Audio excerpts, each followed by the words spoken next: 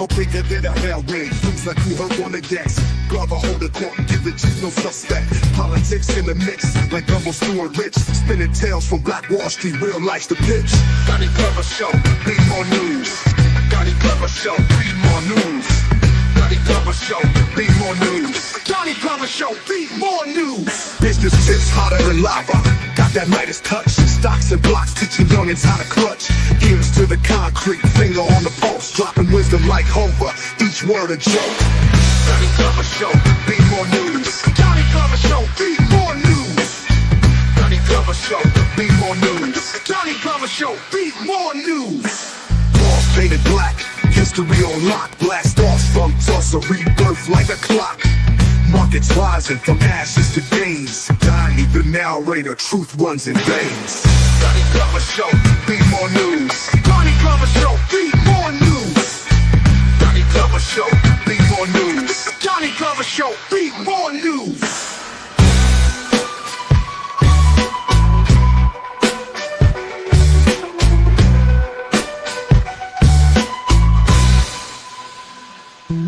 Business tips hotter than lava. Got that Midas touch. Stocks and blocks teaching youngins how to clutch. Ears to the concrete, finger on the pulse. Dropping wisdom like Homer, each word a joke. Donnie Glover Show, be more news. Donnie Glover Show, be more news. Donnie Glover Show, be more news. Donnie Glover Show, be more news. Walls painted black, history on lock. Blast off from Tulsa, rebirth like a clock. Markets rising from ashes to gains. Doni, the narrator, truth runs in veins. Donnie Glover Show, be more news. Donnie Glover Show, be more news. Donnie Glover Show, be more news. Donnie Glover Show, be more news.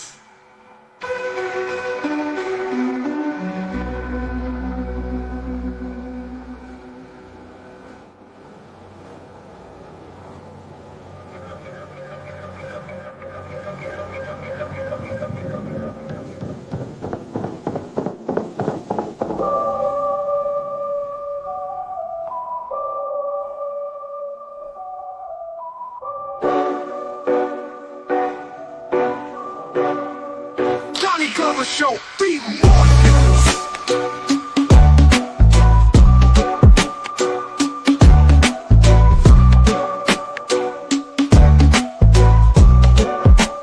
Be news.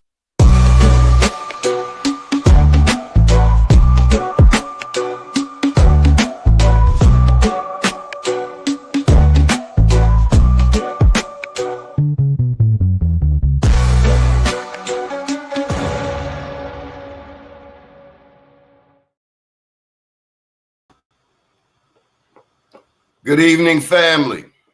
Peace and blessings.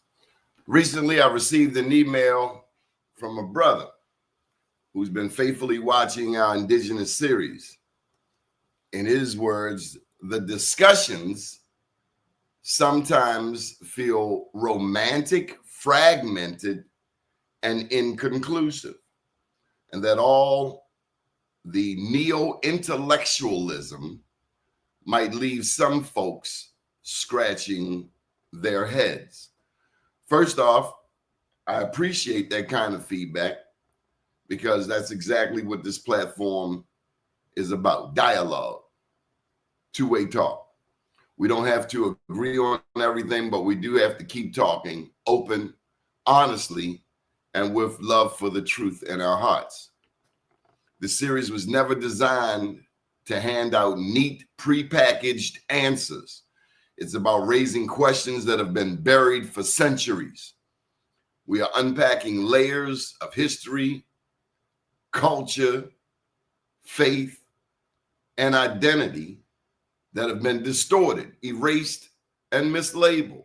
And yes, that process is complex, sometimes messy, but absolutely necessary. These are the topics that we will repeatedly explore. The pyramids in the Americas, the origin of the Confederate flag, the hundreds, if not thousands, of mound and pyramid burial grounds across North America, the truths behind the transatlantic slave trade, the Hebrew-Muslim and Native Trialogue, and Richmond, Virginia's Walter Plecker and the Racial Integrity Act of 1924, also known as the one drop rule. If you learn nothing on the show, I hope you learn about the one drop rule, because it was a 50 fake out, and we haven't really understood what happened to us. Long story short, we lost $5 billion in land. With that said, we revisit these subjects because they are fundamental. They're foundational to understanding our true story, a story that extends far beyond what traditional textbooks have told us. You know what you learned in school. This isn't about intellectual showmanship. It's about reclamation, reclaiming ours. It's about connecting the dots so the next generation won't have to. They won't have to start from scratch. And on that note, big ups to the younger generation for their scholastic work. The beauty of this work is that the dialogue keeps expanding, not just locally, but nationally. Every week, we're joined by powerful voices. Hannibal James in Detroit, Horace IV in Chicago, Planet Wells, a New York native, now in Hawaii, Mafia Shakur here in Baltimore, Afrofuturist William Jones from the DMV, and Robert Scott in Atlanta. And of course, Brenda Bennett, our virtual reference guide who keeps the discussion grounded with context and research. Together, these thinkers help us build a bridge between scholarship and lived experience, between history and present day identity. So to that brother who wrote in, and to all of our viewers, stay with us. Please stay with us. Ask your questions. Challenge us. Think critically, because this journey takes time. We're not just having conversations. We're rebuilding a narrative, one truth at a time. And so let me just welcome tonight's panel. We have Hannibal James. How are you, sir? Hey, I'm doing fine. How you doing today, Doni? Outstanding. We also have Planet Wells. How are you, sir? Wonderful. Good to see you. All right. Hey, Hannibal. Hey, what up, though? I think we got Horace on deck somewhere. William Jones, the Afrofuturist. Excellent. What's going on, sir? And Horace is coming in, I think. Planet Wells. Yes. How was your day? Good. Did a little work in the yard here, and keeping it moving. Okay. How about yourself? Brother, I'm grateful. Glad to be alive. Glad to be in the land of the living one more time. Absolutely. Have you been getting any feedback? Well, I just wanted to say this, that I saw the legendary Top Cat on your interview with him, and I thought it was brilliant. And I really enjoyed it, and it was very powerful. Pretty sharp young man. Absolutely. A great spirit, great attitude. Absolutely. Mm-hmm. How about you, Mr. Jones? How was your day? Hey, it was great, man. Thank you for asking. Doing well. What's the word? What's the word in the DMV? Oh man, nothing's changing. I don't know if that's a good thing or a bad thing, but it pretty much is. It is what it is, man. All right. Horace IV, how are you, sir? Peace, my brother. I'm all right, man. In the beautiful state of Alabama at the present moment. All right. Hannibal James.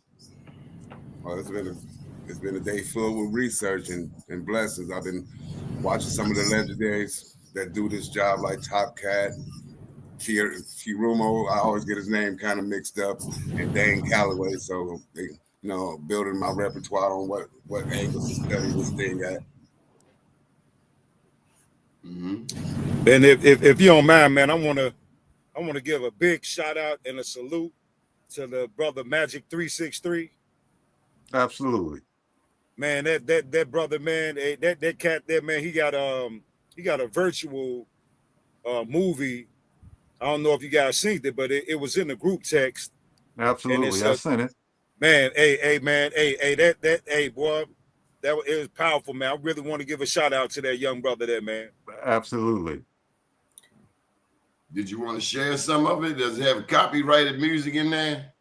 Well, no, it's a AI generated virtual movie. Okay, okay. I can send you the link right quick. It was right. Addressing what William Jones was talking about. Okay, okay. What was that? Bring us full speed. You're a journalist now, Planet Wells. Who, what, when, where, and why. You can't just be throwing stuff out there. Well, how our images have been hijacked, and how we've been removed from the future, as well as the past. Yeah, he changing the game with this movie, and I think that it's gonna set a trend, and it is man, it's amazing for the youth that's coming up. Like right now, man, Absolutely, it's amazing for them, man. So I just sent you the text message. You might have to fast forward to the actual timeline where the movie starts. I'm gonna put a different number in the chat. I'm not on that line. That line is charging. Okay. In that private chat, I just put a number in there. But while we're looking for that, I did want to share something with you that I came across earlier today. And to our Afrofuturists, right after this, we're gonna come to you because I know you got a topic or two that you'd like to introduce. So I came across this piece right here. Oh man, it blew my mind. Let me see if I can get it up here.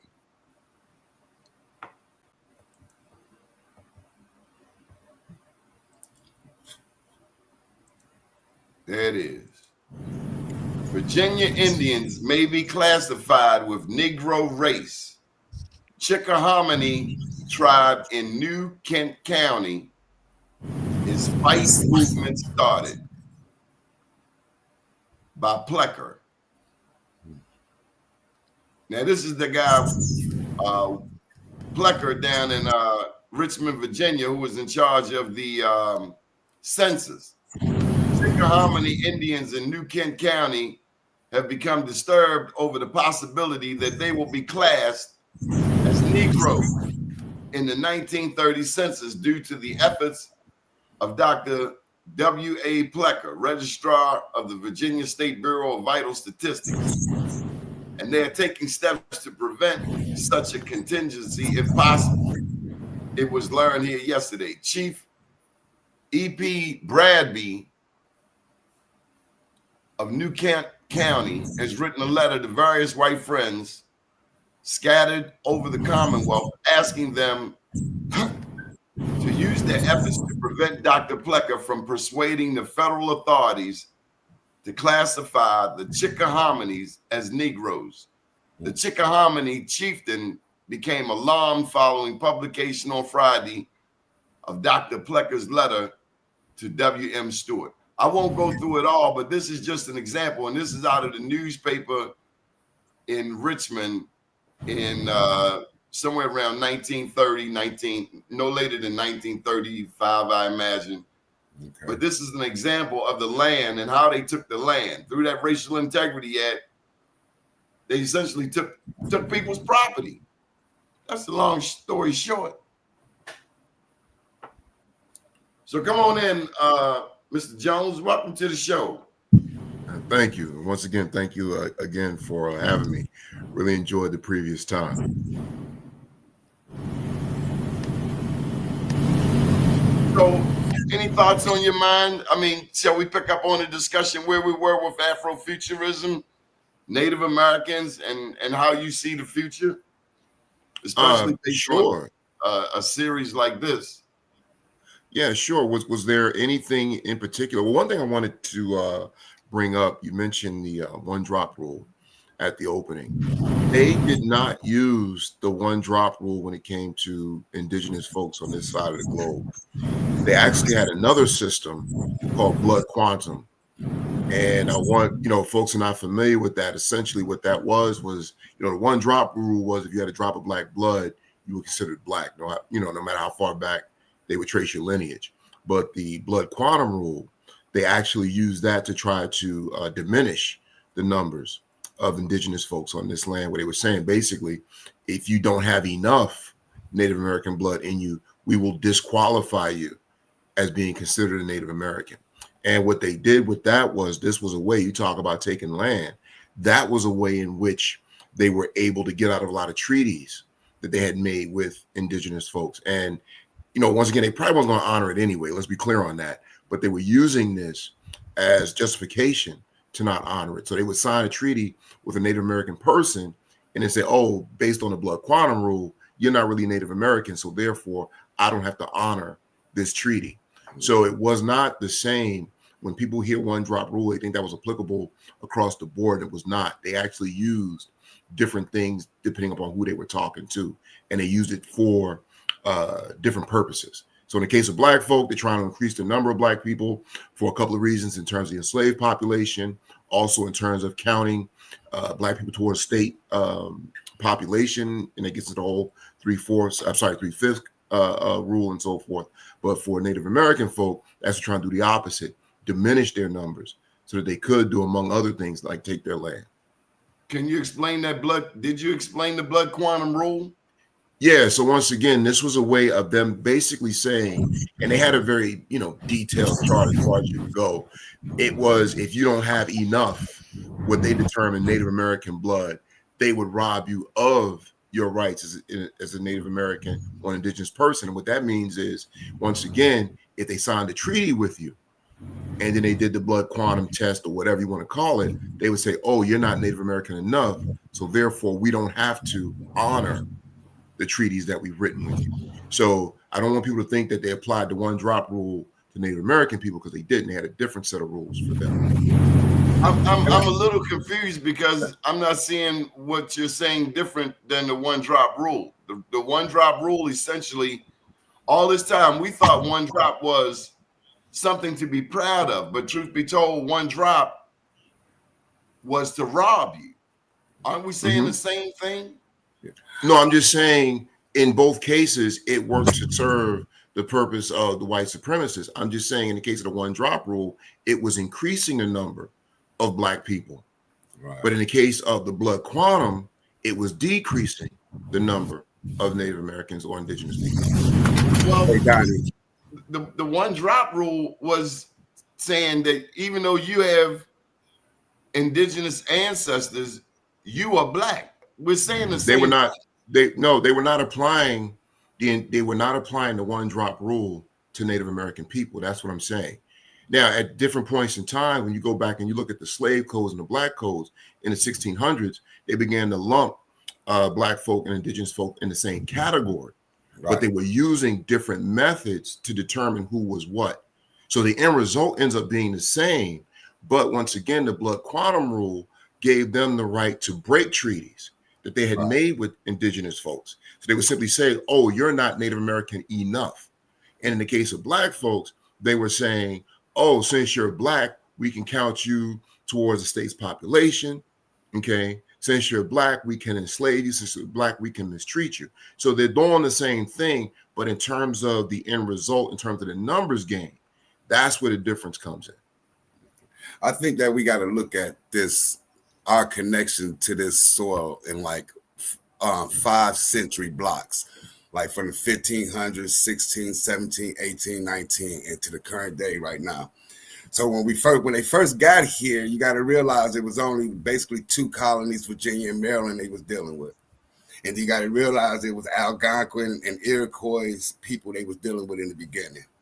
And then you got to remember that these Iroquois tribes was pushing the Algonquins south, preferably people like the Pequots and the Shawnees from out of Ohio. And these people was in these northern, like Virginia and stuff like that. They was seeking refuge. And at the same time, you had the Saponis, these Blackfeet coming out of Saskatchewan, Canada, migrating into Ohio, coming into Fort Christiana, North Carolina at the same time. You get what I mean? So we got to look at this in time periods. And I think the Racial Integrity Act and the one drop rule is the end result to basically seal the deal. And I think the deal, like he was saying, in the colonial times in the 1660s, you did have a lot of indigenous and quote unquote indentured servants who produced babies, and these babies became quote unquote black and on record or colored on record. So it's a lot of avenues that our audience got to look at when we talk about our history, because we in 2025, so we making a blanket statement. So we got to look at our history for 500 years and then move. You get what I mean? Mm. Well, I think that we get the people who they created these particular brackets for. You know, the same way when we did with the Dawes Roll, as well as the $5 purchases into what were considered Native Americans and Indians. So when we're dealing with the one drop rule, that allowed people who didn't look like us, that may have had one drop, to classify as us, but to classify us as something else, and to wipe us all the way out of the picture. They can say, okay, well, you guys are Indians, but these guys are Negroes. Now, this one drop rule would allow these pale people to be classified as Indians. Now they can receive the benefits from the contracts that they had when they were contracting with the English and the French when they got here. So that one drop rule, I don't think that it ever favored us. It was always to wipe us out, because they know that the people were amalgamating with each other. So you can have one of us to have a child by a Caucasoid, and then have a mulatto, and then that one drop rule can classify him as an Indian, which was a government term, but then they termed us something else. So it was completely to erase us all the way out of the equation altogether. Okay. So it to bounce it back to you is, what type of time period is we looking at when this one drop rule started to be present? Is 1924. So we talking about later in the history of this country. So I'll contend like what happened in the 1817, 1600s, yes, because the relationships was a little bit more dynamic than that, because it was a push down south and then the expansion to go south and west.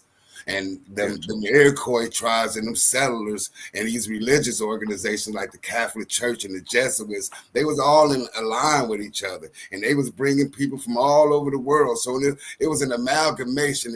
It's not plain and clear as like when Doni opened the show, he said it's like sound like it's romanticized. So I think that in order to bear the fruit or show the underwear, or however to lift the skirt on this situation, we gotta say what it is from the beginning. If we gotta search these colonial records and say, hey, it's this, because it's for sure, I know it's Irish women running away with Native Americans, and these kids classified as Negroes in Maryland and Virginia. This is on record here in the colonial time. So how do you address these children that was quote unquote these offsprings of these people, then later classified as free people of color, then later classified along these tribes that we talking about? You get what I mean? Yeah, well, a couple things are happening. The one drop rule actually goes back to the 1600s. Okay. It goes back to that time period. You're talking 1660, 62, give or take, right? Because what is happening is, what folks have to keep in mind is when they designed enslavement in this country, talking chattel slavery, they didn't know what it was going to look like. It was a work in progress. Right. So if you go back and you look at the laws and the rules that come out in the 1600s, they're trying to figure out what this thing is going to look like. So you get the one drop rule in the 1660s. You get the rule of, you know, the status of the child depends upon the status of the mother.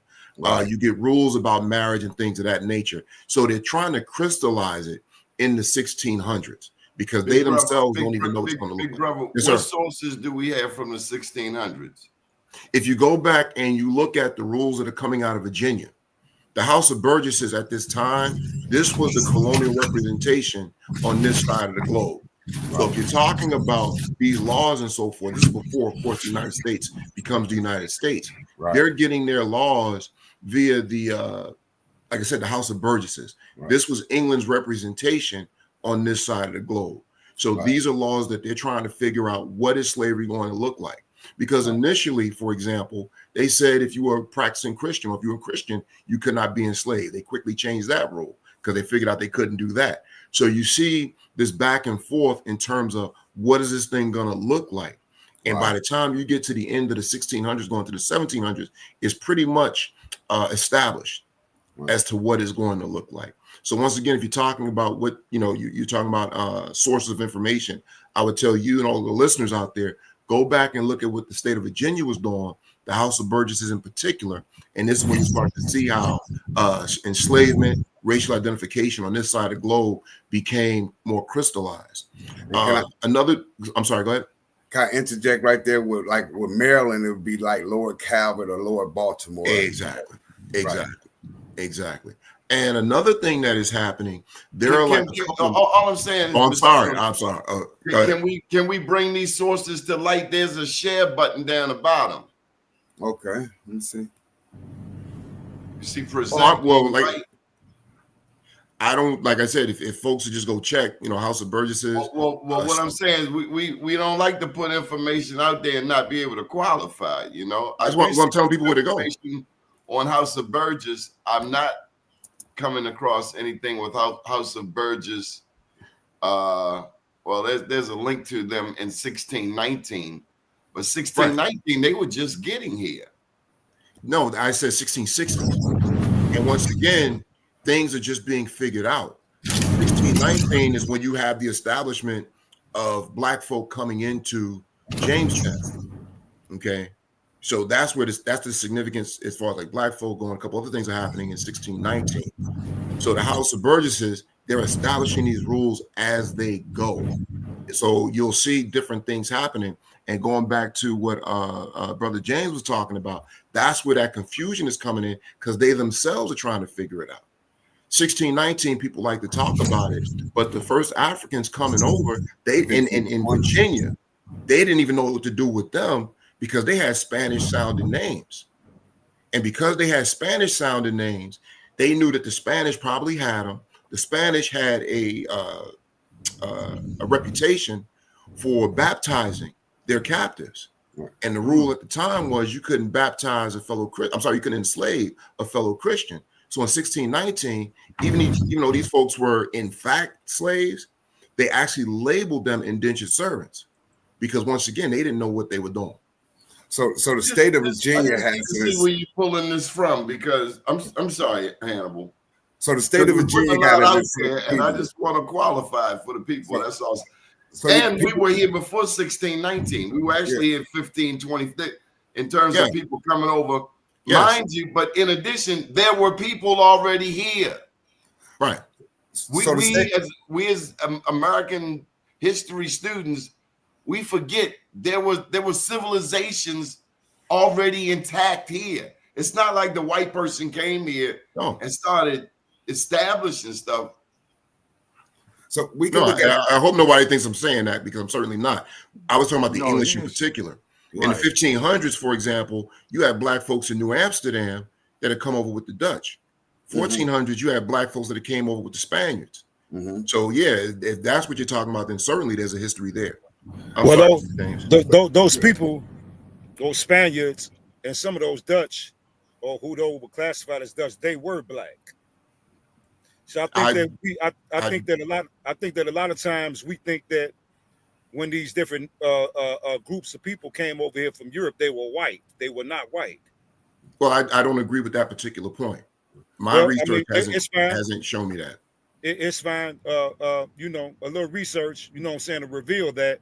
But those particular groups of people, the Spaniards, were mostly Black as well as mulatto. They always went under clothed names: Spaniards, Dutch, Frenchmen. Just like the guy who discovered Chicago allegedly, DuSable. DuSable. You know what I mean? DuSable. He was a Frenchman, born in Haiti, but he was Blacker as you are. So I think that, and see, that's how he was able to sail the Mississippi and go found a land during the time where the rest of the copper color people in the land were being enslaved. But we seem to think that those Europeans that were coming over here were white. Most of them weren't white at the particular time. The white ones didn't start coming in until maybe about close to 100 years after the Spaniards had pretty much wrecked everything from Hispaniola all the way up north. But yeah, see, that's the confusion that comes in. So like when you say that the black people had landed in Jamestown, Virginia, what black people are you talking about? Are you talking about I'm Africans? talking about, yeah, no, I'm talking about those Africans that were on board of a ship that had been taken from the Spanish. And once again, these black folks had Spanish names. And because of the practice of baptizing your captives, they were designated. Brother Jay, I'm so sorry, brother. Go ahead. So the state of Virginia got an encyclopedia on their government site, and it talks about the first 20 and odd that come there. Our audience can research it. The state of Virginia itself conjecturized or they assert that these 20 and odds came from Veracruz, New Mexico, or Mexico. Yeah, most of the blacks that were coming, that they were shipping around, were coming from South America and I also and different places in Hispaniola. But so far as them, I'm not saying that they didn't bring anybody from Africa, but those numbers and some of those ports where they said that they were bringing in Africans by the shiploads, that's all conjecture. Yeah, I'm with you on that. But I was giving our listeners a resource. The state of Virginia itself is saying that these 20 and odds come from Veracruz, and that so at the time you had Spain at odds with England. So it was treacherous coming through that Atlantic and bringing slaves here. So the best route to bring slaves or the Spanish to run slaves up in here was from the Mexico up the East Coast, up the Atlantic. So yeah, because if you got an entire continent with millions of people on the continent that look like Africans, then what happened to all of those millions of people? I think they got to put it on these plantations because you can read. That's why I'm saying as we go through the research and do the higher level research and understanding why Harvard in this first class had Native Americans in it and what they wait a believe. minute, I get a little confused when you say Native Americans. Are you talking about? I think we dealing with Semitics. We dealing with the original people. I'm just trying to get clarity when you use that word Native American. I think the original people here. Okay. Were first students at Harvard University, and these religious minds put them there for a reason. So what I'm saying is that we got to go to the resources that we are throwing to our audience. You know what I'm saying? Giving them the source.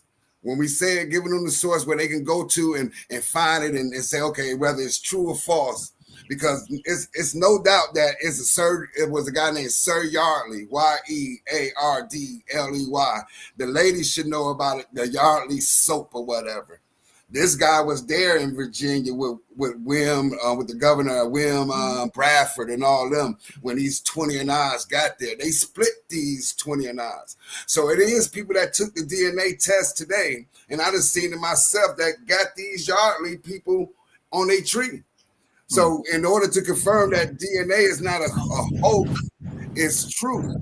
So you can research the information by studying the church, the law, the politics, then the colonials first, the first people there. All right, we're gonna bring in the legendary Big Chief Top Cats. Y'all can start some stuff now. You see that picture I sent you, Doni? I'm focused here. You got me. I gotta stay focused. But we got the legendary Top Cats. He teaches Indian history, and he is the best that ever done it. Top Cats. Hey, how you doing? What up, go? We can barely hear you. What happened to sound? Mike, tell you hear me now? Oh, yeah. Good. Okay. Make it make sense, big brother. Blessings, Top Cat. Peace to you, OG. Me coming in, well, basically, I just caught the point y'all going through the 16, 19. Turn it up a little bit, bro. Let me just take the mic off. Yeah, I came in on the 1619 part. The records for the 1619.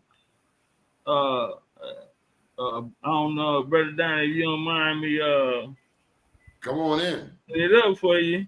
I know you said you want some sources. Yeah, Uh, yeah, bring it on. Yes, sir. Okay. And we coming down your way November 22nd. I got some Black Wall Street awards for you. Yeah, you told me. So yeah, that 1619, the brother said you can go to the Virginia records, which is correct. In the Virginia records, it shows that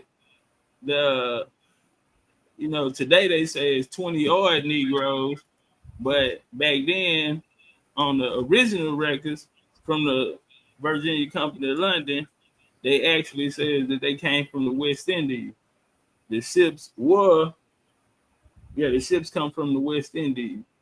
And I confirmed that with Professor David Eltis. So if I can share my screen, OG, that's cool. Yes, please. All right, it don't take a second. Please tell Candy Bar hello. She's one of your biggest fans, bro. She keep a Shout out foot in my Candy. eyeballs. What up, though, Candy? Shout out to Miss Candy. All right.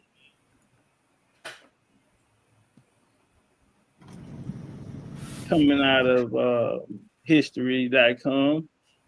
The first enslaved Africans arrived in Jamestown, setting the stage for slavery in North America. Now, this transatlantic slave trade, if you're a melanated or so-called black person in America, then someone have convinced you that this is your history and your truth. Growing up as a youth through the education system in society, we were always taught. We'll get to the good part. So the 1619 project, they came out and they talk about the San Batista and these other boats that came. They even tell us through the 1619 project right here that these were slaves captured and these were Africans. Well, if we go to the original record, this is Hannah Jones. She actually got an award, Nicole Hannah Jones. Right here, the NAACP actually gave her an award for this. So they had a backing. I know the brother said into his research that he found, he didn't find black people ruling or the Europeans. Well, here's the family right here. 1606 is the Virginia Company of London. May 14, 1607 is when they're gonna put their play together for Virginia. And then 1619. This 1606 is when they come. This King James Stewart I. This is son Charles I. This is a statue at Litchfield, an hour and a half outside of London, UK. This is King James II, known as the Black Boy King. And this right here be the last Stewart, Bunny, who will lead the second Jacobite War, which they'll lose that too. We can even get it here. They're speaking about Edinburgh, UK. I actually went there to go get it. This is the source I want to bring you out to. Library of Congress, Emmy 267, record of the Virginia Company, 1606 to 1626. Well, right here, it tells us that almost at the latter end, the Dutch war, 160 tuition arrived at Point Comfort. And here go Captain Joke, that was the captain. And they're in the West Indies, destroyed and behold the ship harbor. Right here, he brought a thing, but 20 odd Negroes. So it says 20 odd Negroes here. And then it goes on to let us know that these Negroes he had actually came from where reigns and take purchase in the West Indies. So never Africa, but West Indies. Later, now this is the primary, but later they'll come and tell us that. Now we know the Europeans, they came over the indenture. We see that Colonial America Works right here, and I ended there. for now. But yeah, that's a source on that topic for 1619. If we want to go to the one speaking about New York, when the first they talk about the 11 Negroes coming, the captain of the ship is Juan de Vries. We find him and his son on free Negro records. What they had, they gave them patents. Their patents were to be a buffer zone between them and the Indians, the European and the Indians. The patent, one of the first patents, was given to the captain, who was Juan de Vries, who was a melanated man, but he was of Portuguese origin. And so, yeah, I land right there and get in while I fit in. You all right But there, yeah, Mr. Jones? We got the professor with us. Yes, sir. Well, you I'm know saying that there's always more than there's layers to this stuff, huh, Top Cats? Yeah, layers. Yeah, that's for sure. Peace, Big Chief. So that confirms what I was trying to explain. I didn't necessarily have the sources, available like Top Cat did, but what I was trying to explain to the brother is that when you say that the people came here from Africa that landed in Virginia, most of those people came from the southern borders or even other parts of the country that were already here. So far as the Africans coming over here, like I said, it could have been a small percentage, but not the way that we think it is, because we got to realize we're dealing with fork-tongued people. And then the majority of those Europeans, like I was trying to say, that we thought that it was white people coming over here, but those were basically swarthy people. And then they later brought in the Caucasoids, because I got a few pictures of them bringing immigrants in. And one of the things Planet Wells they touched upon is the invention of the camera, where they were actually able to take photographs. Well, the slave narrative was going on around the time that they had cameras, but they never not took one picture of any slave ships bringing any slaves in, but they have plenty pictures bringing in European immigrants. So now they could paint pictures and whatnot, but a painted picture, is worth only 100 words, instead of 1,000 in the case of them bringing our cousins over here from Africa. Right. Hey, can I throw a question at you, Top Cat? Have you ever heard of a guy named Durantes Mozingo? And I think he's connected to Queen Nzinga. And I think that he was some type of overseer on the plantations down there. He was landed in Virginia or Maryland, but his kids was overseers down in South Carolina. Have you ever heard of that family?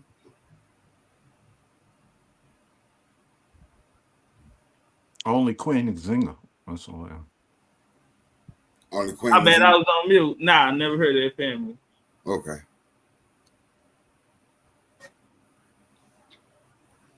Big Chief, moving forward, what can we do? What more can we do with this show?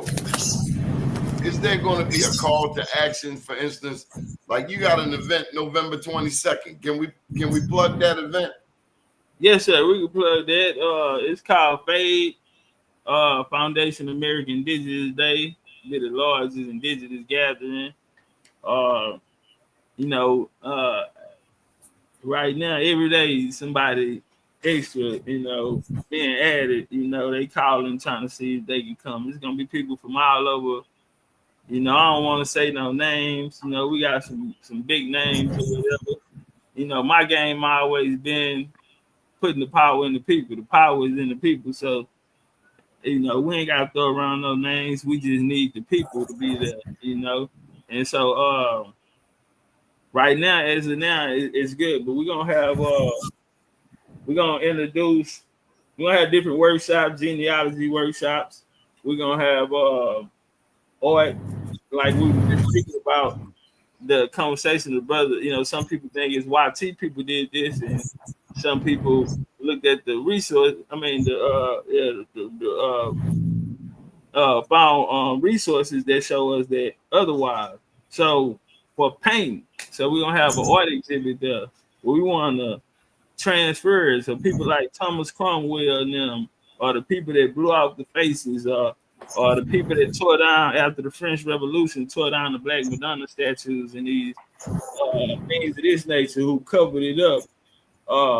We want to bring that back because of the programming of the mind. Like someone just spoke of, we're seeing painted pictures. Even when you're talking about the Seminole, I like to bring that up because when you're talking about the Seminole Indians, we've never seen a picture of a Seminole Indian. But if we go back to the Civil War times, we can see the Seminole Scouts. They all look like us. But every time we see Native American, quote unquote, it's a picture. It's something that someone drew. It's a cartoon image, and it's not the real deal. So if they don't have the real people there at the same time that the Seminoles there, or if those Seminoles were really the true Seminoles, why aren't they fighting, and why don't we hear their names? So Big Chief, in terms of reclaiming our legacy, this young man, Mr. Jones, with the yellow shirt, is an Afro-futurist. I'm also an historian as well. So and a historian. Mm-hmm. And any thoughts of what you would like to see in the future? Well, I would first ask the brother, just to get a better understanding on that, is what brought you to this, to where you are now in your journey as an Afro? I'm sorry, what was it? Afrofuturist. Okay, can you break that down to me? What they mean to you?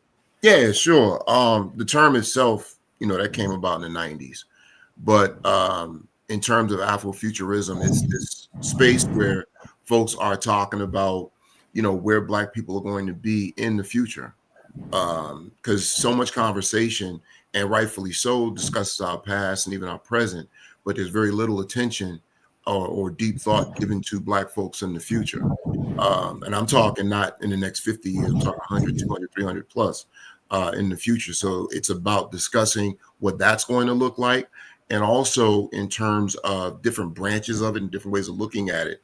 If you're looking at the way that Black folk are represented in various forms of science fiction, fantasy, and so forth, that's part of the discussion as well. And like I pointed out last week when I was here, also the imagery of Black folk in those spaces are part of it.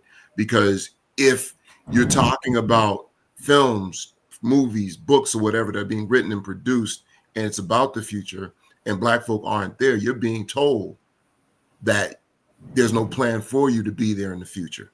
So, growing up, if you watched a lot of science fiction or whatever the case might be, rarely was there a Black face in that space. So that's telling you that there are plans, there are thoughts that we don't plan on having you guys around. So it's about, thinking about what that's going to look like in the future. Okay, let me ask you a question, brother. Do you have African descent? Yes, sir. What part of you mind me asking? Well, as a result of so as far as a result of enslavement and so forth, I'm in the process of tracing my family tree, so I haven't gotten that far back. And as I shared last week, from my research and from my understanding, I personally don't look at indigenous folk and African folk on this side of the globe as being one and the same. I see us as being two distinct groups, and I see us through this process of enslavement and so forth and conquest in the Americas, the merging of the two groups. So and as I shared last week, that's based on my research and my findings. And I just appreciate the fact that despite that, I was brought on a program like this. So I just have a different perspective and have come to different conclusions based on what I've read and what I know. Okay. The reason why I asked you that, so you say right now you have do you know what year your family left Africa and came to America? No, once again, I'm in the process of figuring that out. Okay, so what if it never happened? I mean, we can see. And what if it did? I mean, we can do that. Yeah, if it did, then we would have more information or more sources. You can answer some of these simple questions that wait. They're not simple questions because what happened to us was complicated. So to simply say to a Black person in 2025, what part of Africa you come from, that right there isn't something that we can simply state because of what happened to us. Well, if I Or ask is- you, did you know your parents' name? Would that be complicated? No, it would not. So your parents had parents. Yes. Okay, so the Trade Embargo Act was passed 1807. Okay. Okay, so that would take us back at least 6 to 7 generations, meaning Okay. your grandparents. That's Mhm. your grandparents knew their grandparents, who Mhm. knew their grandparents, who knew their Mhm. grandparents. Mhm. So this we make it as though slavery was ancient. It's just a couple hundred years. Agreed. My great grandma was 102 years old when she passed. Agreed. That's 100 Mhm. years. Mhm. So we're not that far disconnected.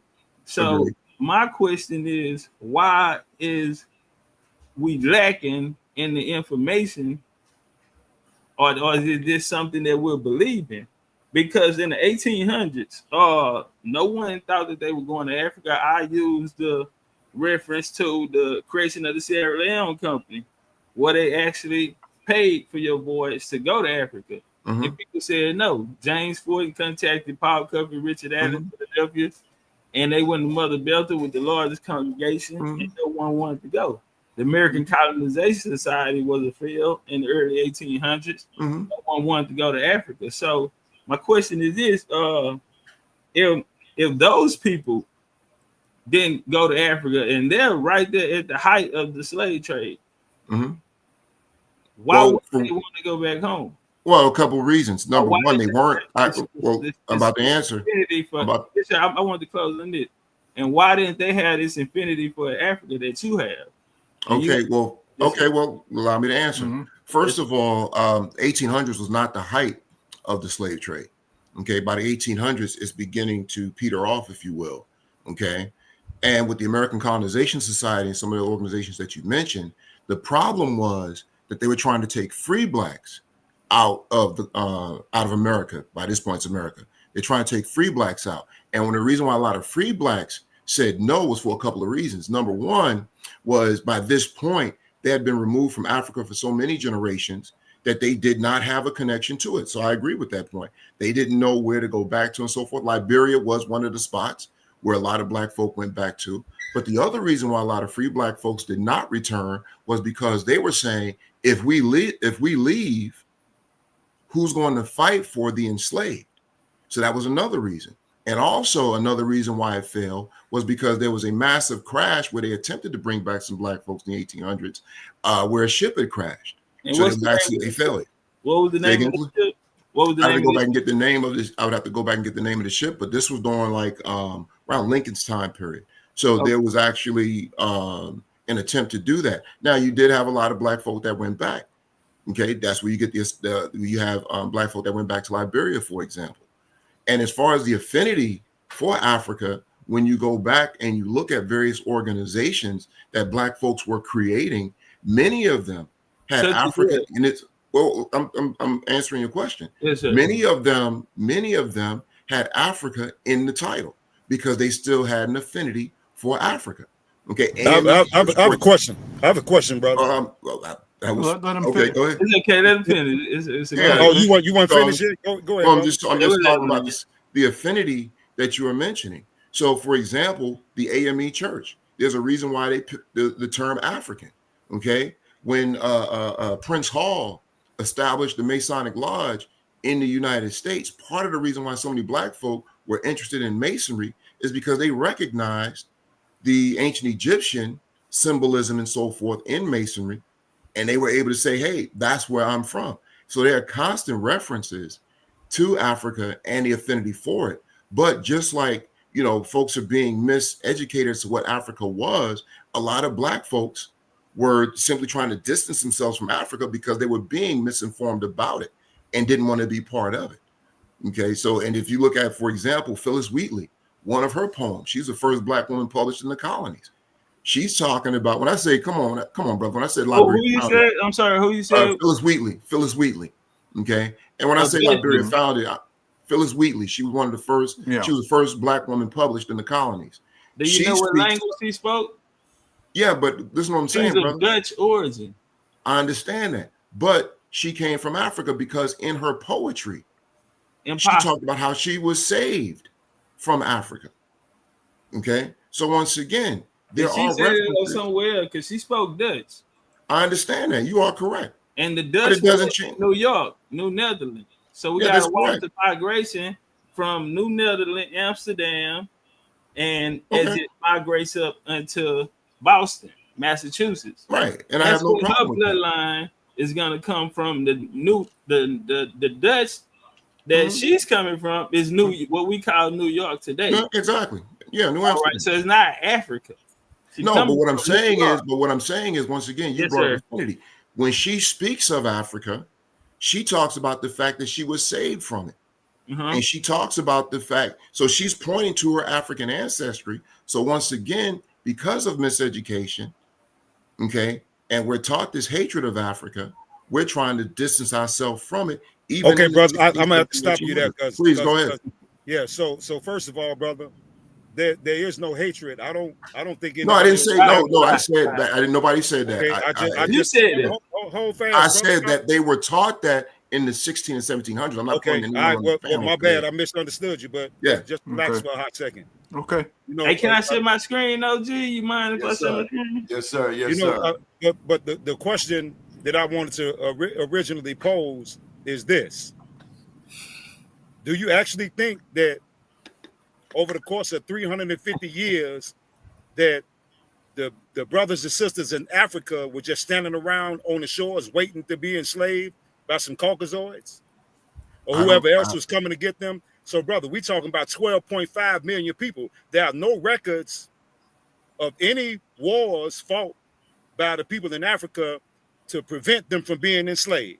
So the way that they're making it seem as if the brothers and sisters over there were just sitting there waiting on the shores. No, that's absolutely not correct. No, brother, let me explain something to you. If you're talking about these ports that's over here in Liberia and Uganda, those ports also have been misrepresented by the people who are writing the same narrative that we're over here defending. No different than you trying to tell a brother like, hey, the Christian concept could originally come from Ethiopia, but the way we have it over here is European. Even though the brothers don't know, they would still defend it. So now I have no problem with you trying to say that we from Africa, but brother, man, we've been here for trillions of years. We didn't just land here, 500 years ago on those ships, 35,000 ships, brother. Come on, not one ship to be found, not one picture of any ship anywhere. All right, well, let's talk about it.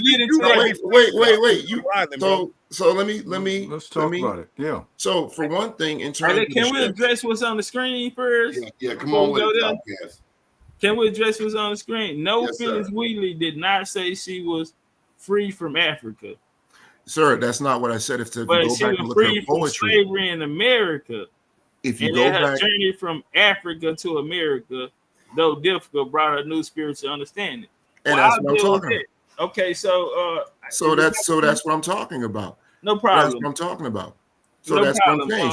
She references her African roots. No and problem. How she was saved from that. So that's what I was saying. And as far as the ships go, there have been documented cases of people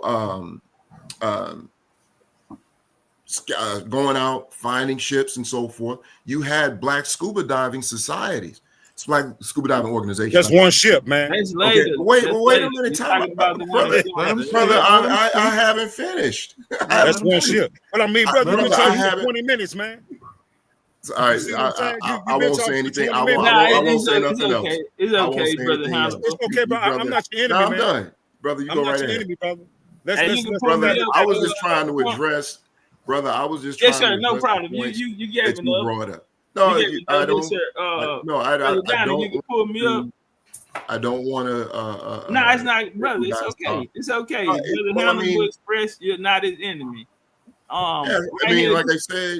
Like I said last week, for me, this conversation isn't bigger than what we're facing. So whether or not after we had a conversation, right here, you spoke about them having an affinity and using Africa. Right here, this is one of my lectures. All skinfolk ain't kinfolk. It's 180 slides right here. Well, I want to take you to Mother Bethel. this is Mother Bethel. This is the AME Church, right? So right here we get at the Pan African Congress. I want to show you something, right? Because we were taught to worship. All skin folk and kinfolk is the name of it. We were taught to worship our oppressor. So right here, in effect, the dominant force to arise came in the form of a religious Pan-Africanism in the formation of the African Methodist Episcopal Church. So they were Christians.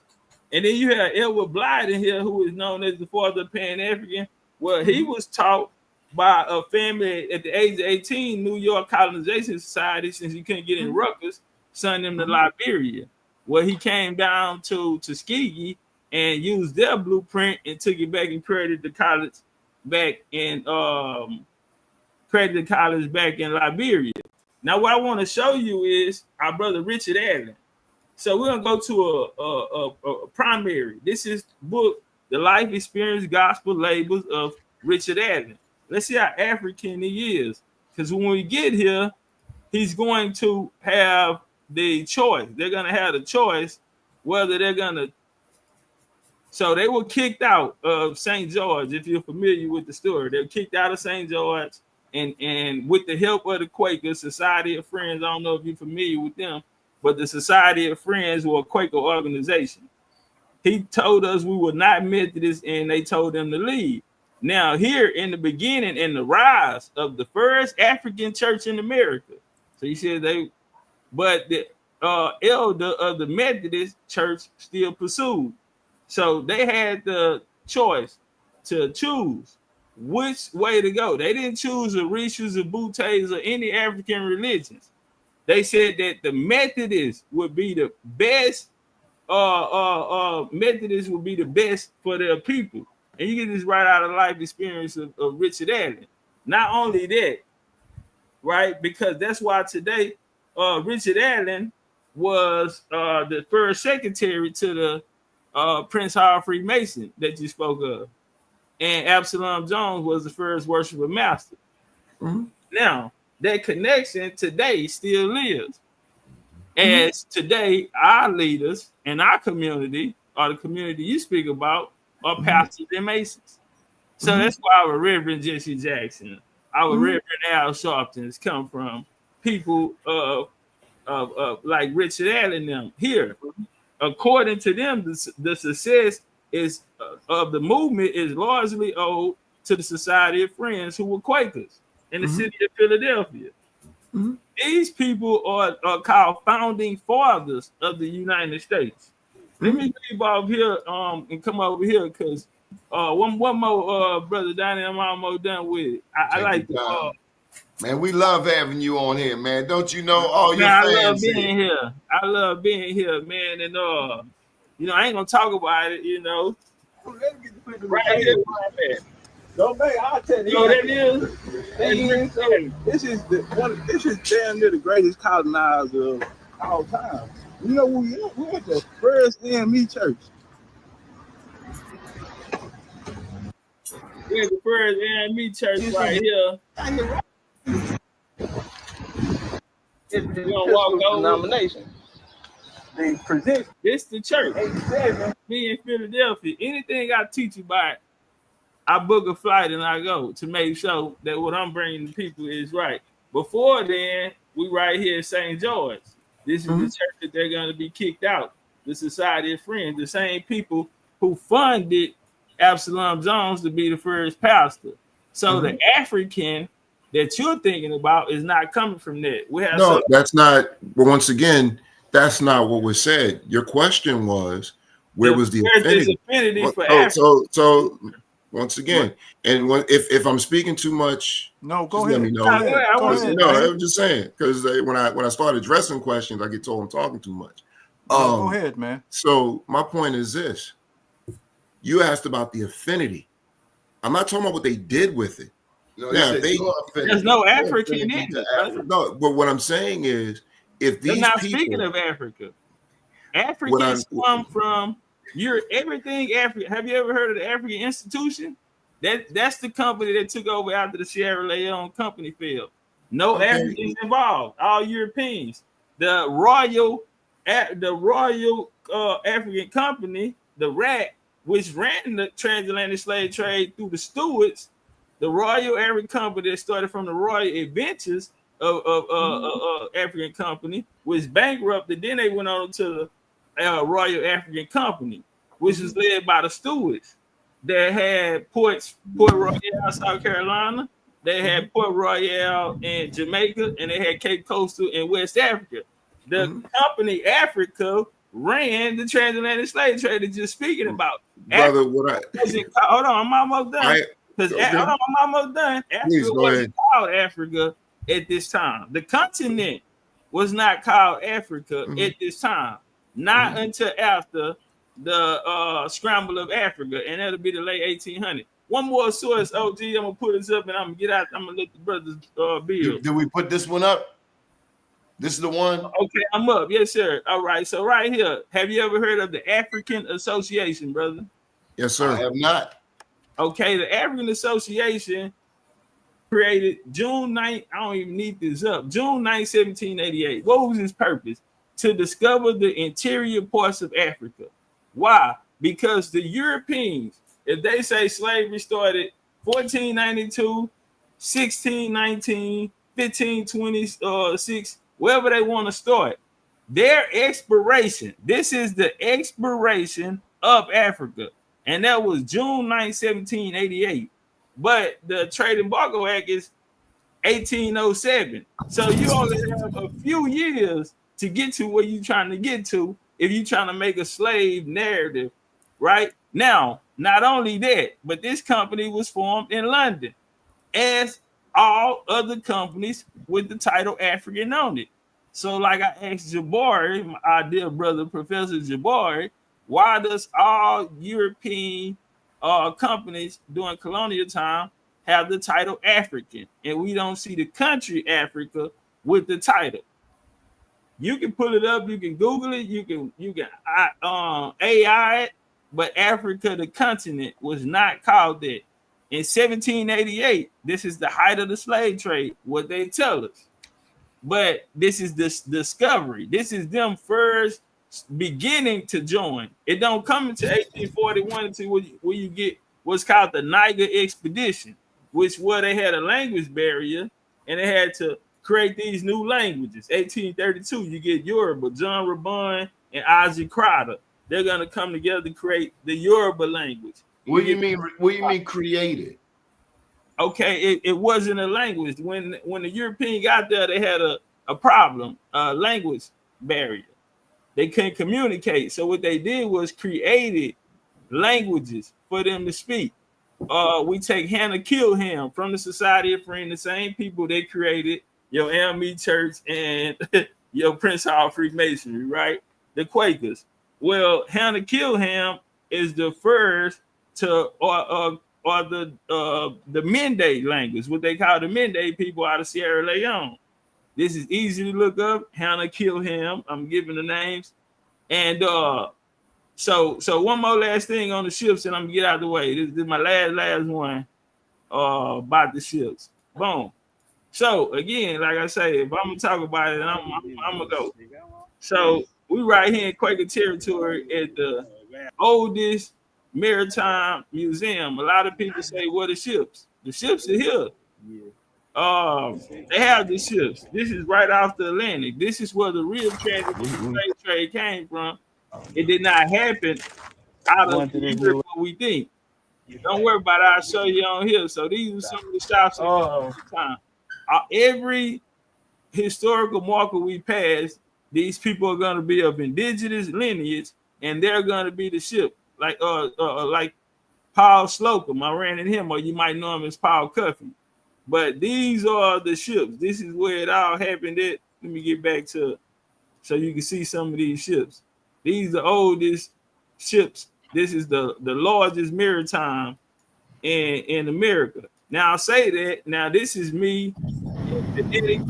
Bristol, chop the wood for the boats, and Long Island, Connecticut, where they ran the routes to the West Indies. All right. Now, this is me at Yale University, Peabody Museum. this is me right here in Westminster, UK. So I visit Bristol, I visit different places in the UK as well to get this information. I didn't stop there. I'm in Boston, Massachusetts now, because we're going through the 13 colonies to find this true story, what actually happened. But our land there, Africa at the time, brother, that you're speaking about, was not, the continent was not called Africa. Africa come from a free people out of North Africa. Now we was having a North African conversation. Maybe it'll be a different conversation. But the West Africans didn't have the knowledge or science of seafaring, so we would not see them there. That's why the Out of Africa theory, created in 1985, Rebecca Cann, them, the mitochondrial E gene, Out of Africa theory in the 80s, didn't come to 1980s. I'm pretty sure you're older than that. Mm-hmm. And that they're saying that they walked out. But why are they saying they walked out? Because Africans didn't have, West Africans did not have the ability of seafaring. So it would be impossible. North Africa, you'll probably have a different story. And I have to go in a different PowerPoint to show you that as we walk that down. But I leave it on. I've been talking too much. Now, big brother, you said the west side didn't have ships? No, sir. No, sir. They didn't have ships. They didn't have infrastructure. And we see that through the writings of people like Henry Turner, one of the guys one of the AME pastors who went over with the Sierra Leone company, with the American Colonization Society. He wrote back. They wasn't paying the people. Get these people out of here. They're being great. They're being unalive because they have nowhere to settle. So they're going into the interior ports, and some of them are not coming back. So he only went for a 90-day, and a lot of his people on that voyage were unalive to sicknesses and different diseases. So all of this is clear. I can pull the records up of the now. Well, I'm just a little confused. I thought Mansa Musa back around 900 or so had 1,000 ships. Is that a lie? Mansa Musa never existed, OG. That was a lie. That was a lie created in North America. That's why the people from Mali and Timbuktu, they never heard of Mansa Musa. That story was created here by people that look like us, who wanted us to grow this infinity for Africa. We have to understand this. There was never a person that looked like us that told us, people in America, that the Negro in America had culture in Africa. It was no one that looked like us. That came from a YT man named Melville Herkovich. I'm not here to argue. I can prove it without a shadow of a doubt. Melville Herkovich, 1923. The NRC he was funded by. The money came from the eugenics movement. The eugenics had a sister company, NRC, who funded them. He's not gonna. He started measuring skulls, nose, eyes, lips, and then we hear people that look like us or so-called master teachers come tell us, "Oh, well, you got big lip, wide nose, big lips, and all of this here." When this is scientific racism that was created by Uwish man who wasn't for us. Now he got the funding from the Rockefellers. And in 1958, he got the Special Defense Act. That's when the government joined in and started putting African language like Yoruba, Swahili, and things of this nature into colleges like UCLA, Columbia, so on and so forth. But and all of this was to trick us out of our spot here and want to go to Africa. Well, in the beginning, in the early 20th century, as we see with Garvey, they wanted us to go to Africa. But see, what did it change? It changed in 1969 with a man named John Henry Clark. John Henry Clark came, and hold on, because I think I got that. I can pull that source up. I got that PowerPoint up already. So it's going to change when John Henry Clark comes. All right, you know what? So I lucky day, OG. I got it pulled up. Instead of me just saying it, We'll put it up on the screen. Okay. So right here, our great Dr. John Henry Clark. How did he become so famous? Well, this guy that told us that Negroes in America had a culture and their culture was in Africa. This was an understudent.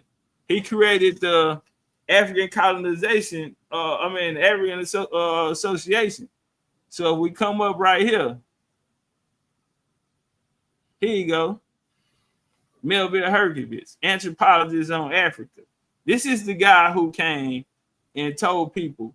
Now, right here, I can show you where the feds got in it. The National Defense Education Act, 1958. The program had no interest in Africa. Okay, and then they're gonna set out to look for it. The program began in 58, surveying resources in the language field.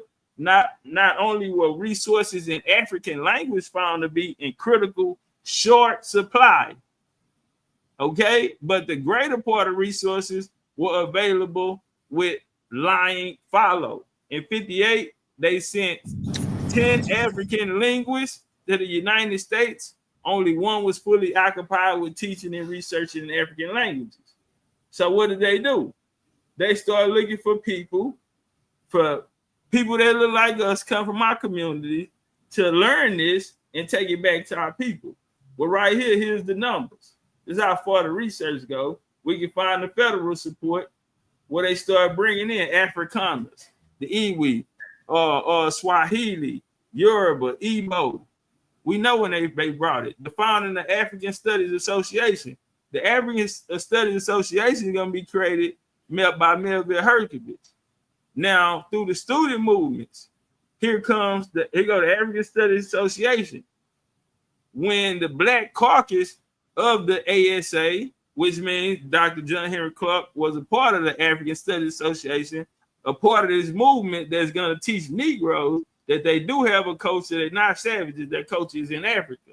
Well, here comes Clark, led by who? John Henry Clark, who founded the African Heritage Studies Association.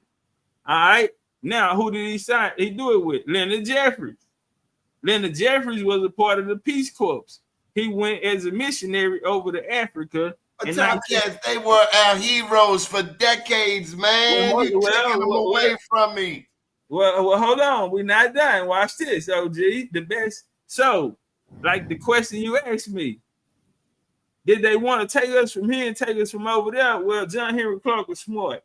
In the New York Times, he have a return in spirit, right? So he learned from, so he emphasized, however, the objective was not to restore in a strict sense of back to Africa movement, the kind of late Marcus Garvey espoused, right? So they wanted to physically move it up.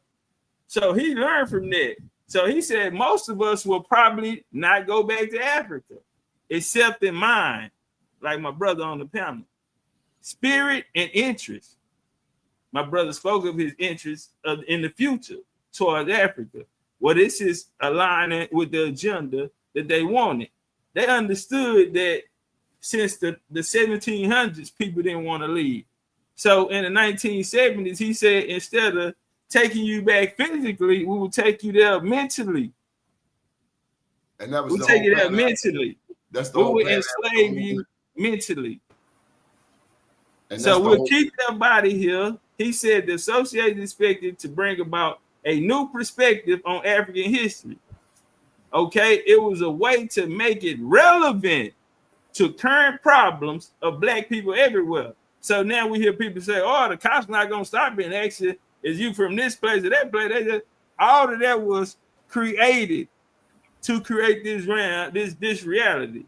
So again, he says it was organized by members of Black Caucus of a predominantly white group known as the African Studies Association. Can nobody write or speak on Africa unless it was the white boys? Now they had people who worked under them, who was brought to us as leaders, who we deem as master teachers and heroes, that was going to bring us this hidden history of us. But what it did was took away our history. It took us mentally from the ground and the bones as our ancestors and fought, made contributions, you know, shed blood, went through these migrations, forced migrations, and we're here. This is Franz Boas. This is Franz Boas right here. This is the guy right here during the Harlem Renaissance. He's gonna have a student that's gonna be very influential. This is Rosenwald, another guy who led the YMCA, where you're gonna get your and he's also the one who did the experiment, the Tuskegee experiment. All right, Really? who was his buddy? Who he had on his side? There you go, right there. W.D. Du Bois, yeah. Booker T. He had Booker T with him. Now, Washington. Did Du Bois know he was being pimped? Yeah, he knew he was being pimped. Okay, you know, we want to know how? He go the letter. What the letter is? Man, you done took away my favorite hero. Yeah, man. he wrote a letter. He sat on the board. Why? Because he paid. You see Booker T right there and all the rest of them white tees. He gonna lead out this plan. Now the boys had another plan, 10 of the 10. Why? Because he was funded by other money. Who was he funded by? Washington funded by, exactly, and the Jew name is Joel Springham. How do we know that? Now we know Garvey was compromised. Ernest Cox, he wrote a book called White America. In that book, he said, leaders arises will be a leader will arise and be the foremost individual in annals of Negro history. They say Marcus Garvey is the greatest black leader, right? Our mixed breeds transferred to Africa could become a social aristocracy, such as the Fula of Nigeria, the Hema of Uganda, the Zulu of the South, all who have Caucasian blood coursing through their veins, and all who should be above the true Negro in culture.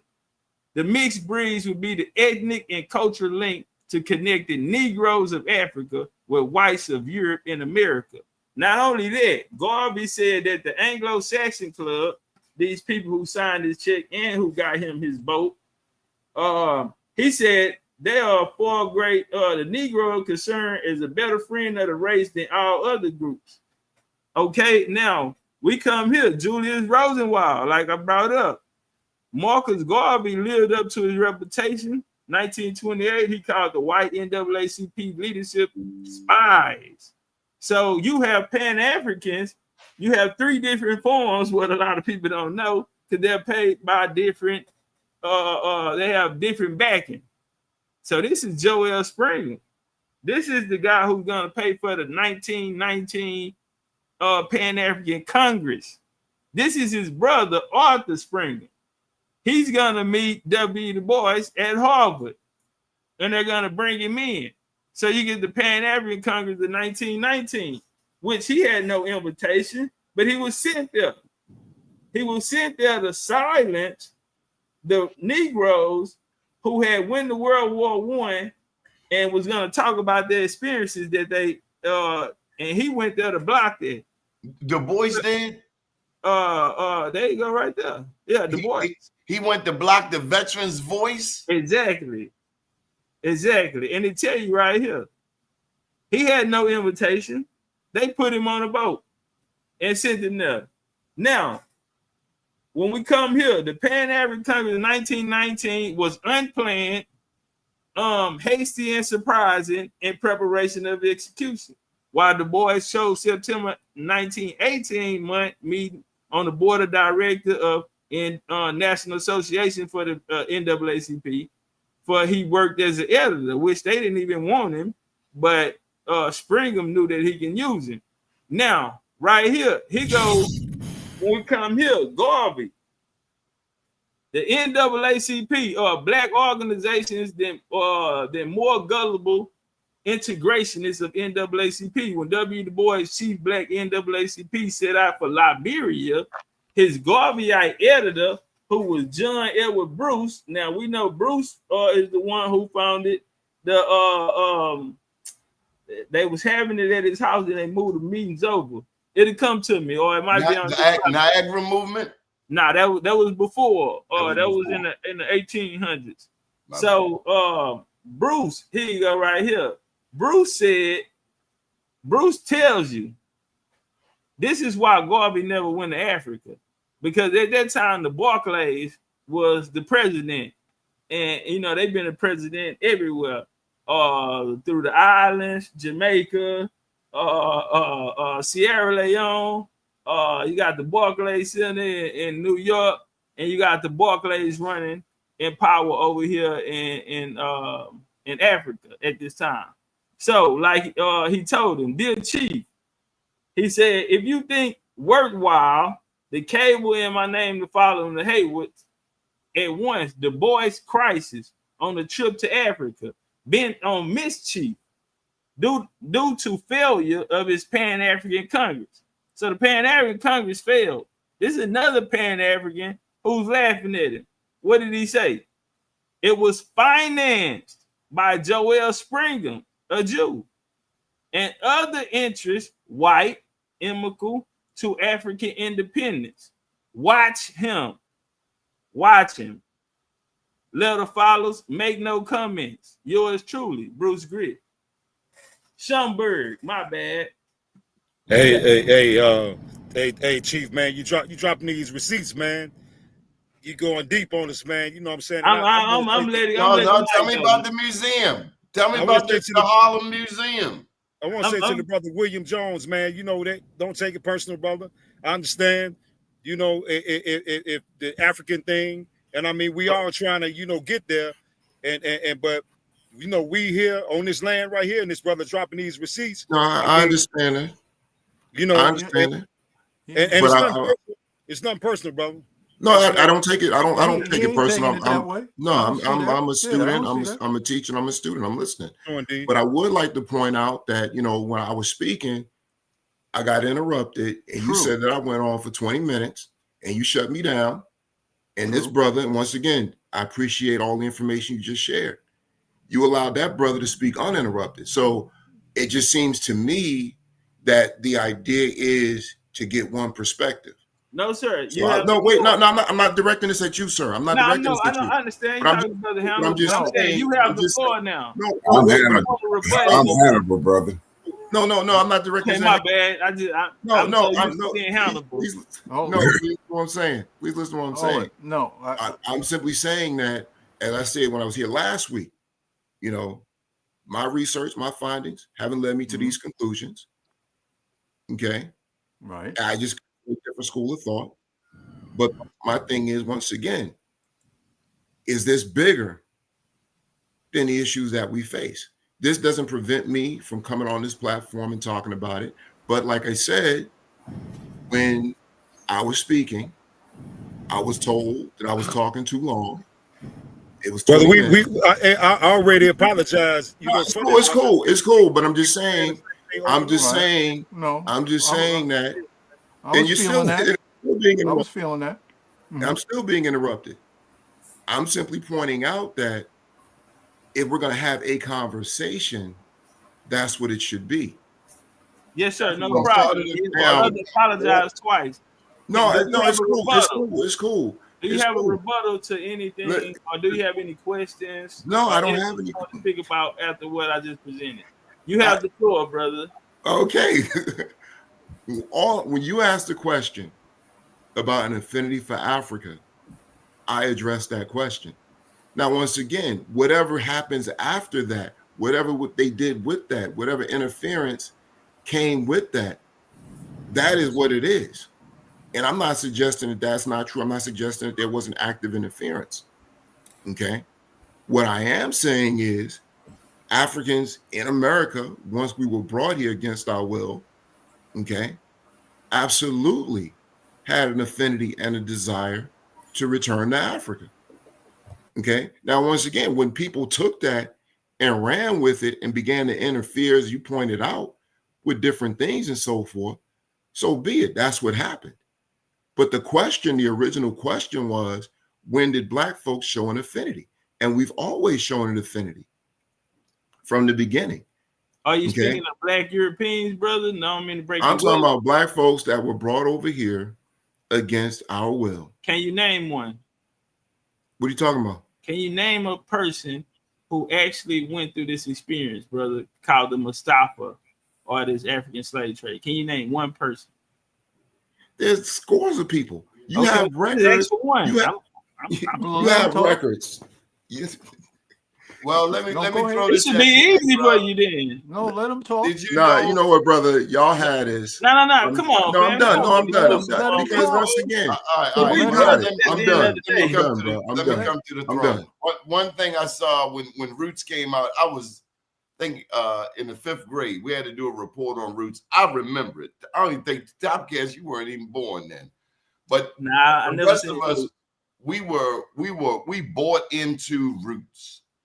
Now, one fact I've learned is that Alex Haley plagiarized the whole damn story. And I'm mad because it was based here in Maryland, in Annapolis. Right. And we all saw it. He was Kunta Kinte. They put that heat on him, and he's Toby. We watched it. It was a week long. And then they came with a follow-up series. So we all boarded. And I tell you, to learn that Marcus Garvey and Du Bois was getting a check, oh my God, we can keep going. We can keep naming more. I don't even want no more. My mom and my daddy, my hero. Henry when they created the African Colonization Society, when that stopped working, they used Henry Garnett to create the African Colonization Society to move our people there.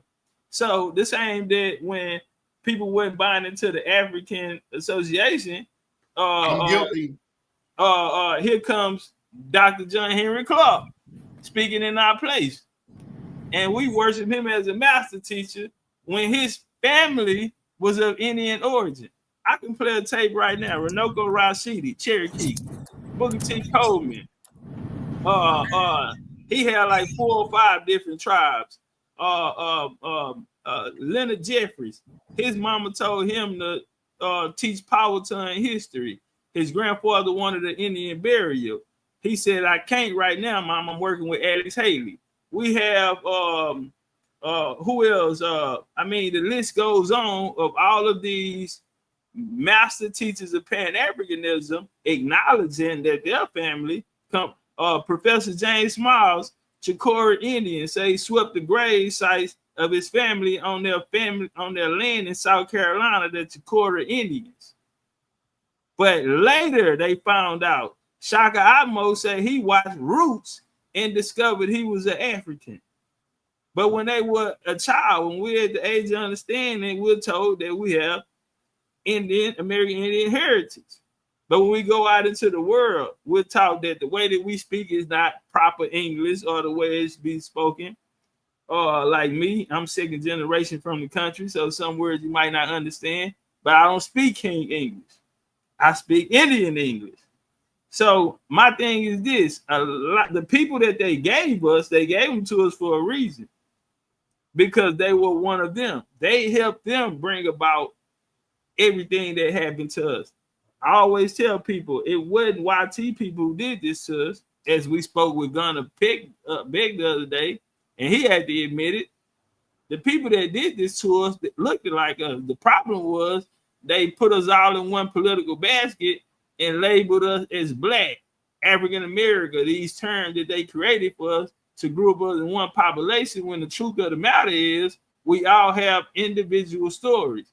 Some people, if you look up, the slave masters was Black. I'll show you right now. I go through the records from 1810 to 1860 and show you from Alabama, Mississippi. You can think of the most racist place, and I'll show you that it's a B next to every slave master name.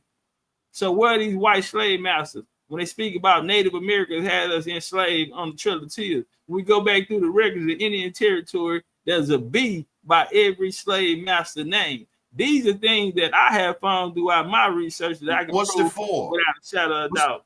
What's the B for? They label it in Black. They're sending Black. Can you tell me anything? This sister, she's a big supporter Sweet of Feather, horrors. Side Feather, Philadelphia. Yeah, the H1, the E1B1. Do you know anything about the haploid group? Because I'm green, totally green. When I get to science, we go to scientific racism. Morton brought out the schools that started it, so we'll get a follow up on that through as we see Emery's, who would be Darwin's grandfather. He was into these things. Well, later his son will become the leader of the eugenics, British eugenics, and over what is called the geographical society. These two things that's going to connect it. Now, once they get over to America, that's when the far as the DNA, 1990 they come out with the Human Genome Project, which they say they have in New York, the African burial ground. Now I can pull it up too, but I don't want to take all day, which I can show you. They have a big Sankofa on there. And the museum today can't tell you that that's a Sankofa. They have came back and said that the Sankofa didn't exist at that time. Not only that, but the Sankofa is a Euro-American. It's Euro-American. Nothing about it Africa. Sankofa didn't exist at the time of that burial site of the ABG. So they had to come back and take it out. So they were making up stuff? Oh, they making it up. And they said it was black leaders who protested that the bones should be tested. So while that was happening, you had the Human Genome Project over at Howard University. They got a $24 million grant to investigate this. I can pull up all the sources right now on my ABG. I can put it all up on my PowerPoint. They gave them the money. Now, one of the geneticists on the test is a guy by the name, he built African ancestry. Anybody know the guy name? What's his name? Built African ancestry. Ain't that's Kittles or somebody carried you go, Rick Kittles. Yeah. He was on that project 1990 when the government paid Howard University $24 million to make these bones that they found under this building in New York African. So they used things, they said even though no proof, the bones that they recorded was indigenous and European, but the anthropology, see, they use anthropology and science to write over the story or be, if they use anthropology and science, now they're the authority. Okay, how long you been here? I've been here 10,000 years. Okay, well, I found a bone. I got a rock. This rock is 20,000 years old. So now I can tell the story better than you can. That's what science was for. But yeah, so Rick Kittles was on that. So it's not, it was by design. So it was another guy that worked on that, Michael. He ended up, and William and Mary, he wrote about it, and he talked about how the government funded Rick Kittles to create African ancestry. But then putting their DNA, spitting in the tube and giving them to create a database. Can I ask you a question real quick, Tucker? Yes, sir. Could you expand on the topic of this same topic down there amongst the Muskogee Creek with them saying that it was Africans amongst them? Could you expand on that? Yes, sir. I think the best example would be 1866 after the Civil War. Reason why I say that is because there was a battle took place, a civil war. The first Creek Civil War, 1810, 1811. That'll be the first. That's when people adopted the civilization plan. Right. From George Washington. He sent down one of his top lieutenants down there. He married a red stick lady named Lavina Downs. Now, through that connection right there, you have your first. As we see them fight on, and Cherokees fight on side of Andrew Jackson and their party as they come into Georgia and Florida, Jacksonville area. Now, and after the Civil War, during the Civil War, the Confederate Albert Pike is gonna take the okay. So under the Treaty of Hopewell, we gotta go back to the 1780 Treaty of Hopewell. Okay. The Creek, the Cherokee, and the Choctaw signed up to be under the jurisdiction of the United States. Now, in 1860s, Albert Pike is going to take them out of the jurisdiction of the United States, get money that was owed to them for lands, and he's going to bring them into the Confederates. That's how they make it to the Confederates. Who signed it from the Creek side? Well, you had William McIntosh, who signed the Treaty of Dancing Rabbit, which was to cede over 3 million acres, but they ended up getting it back. They unalived him for that. Well, Chili McIntosh's older boy went on the run. So once they make it to Oklahoma, you have Chili McIntosh and Daniel McIntosh. They're going to sign with Albert Pike, and they're going to forge the names of the other Muskogee Creek chiefs, such as Obadiah Hoyer. Obadiah Hoyer will lead a band, so they will be rushed. The Confederates are going to plan an attack on what they call the traditional Indians in Oklahoma, which would be us. They're going to plan the attack, and with a ragtag army, we defeated them. The people left. Abraham Lincoln had just created something for people who were called contraband, because in the United States, Indian not taxed, or Indians outside the jurisdiction of the United States, they didn't have a label for you, a title, a status for you, so they called them contraband. Well, he's going to move to something called the United States. He's going to create the United States Colored Truth, USCTs in Kansas. If you look it up, it's called the Trail of Blood on Ice.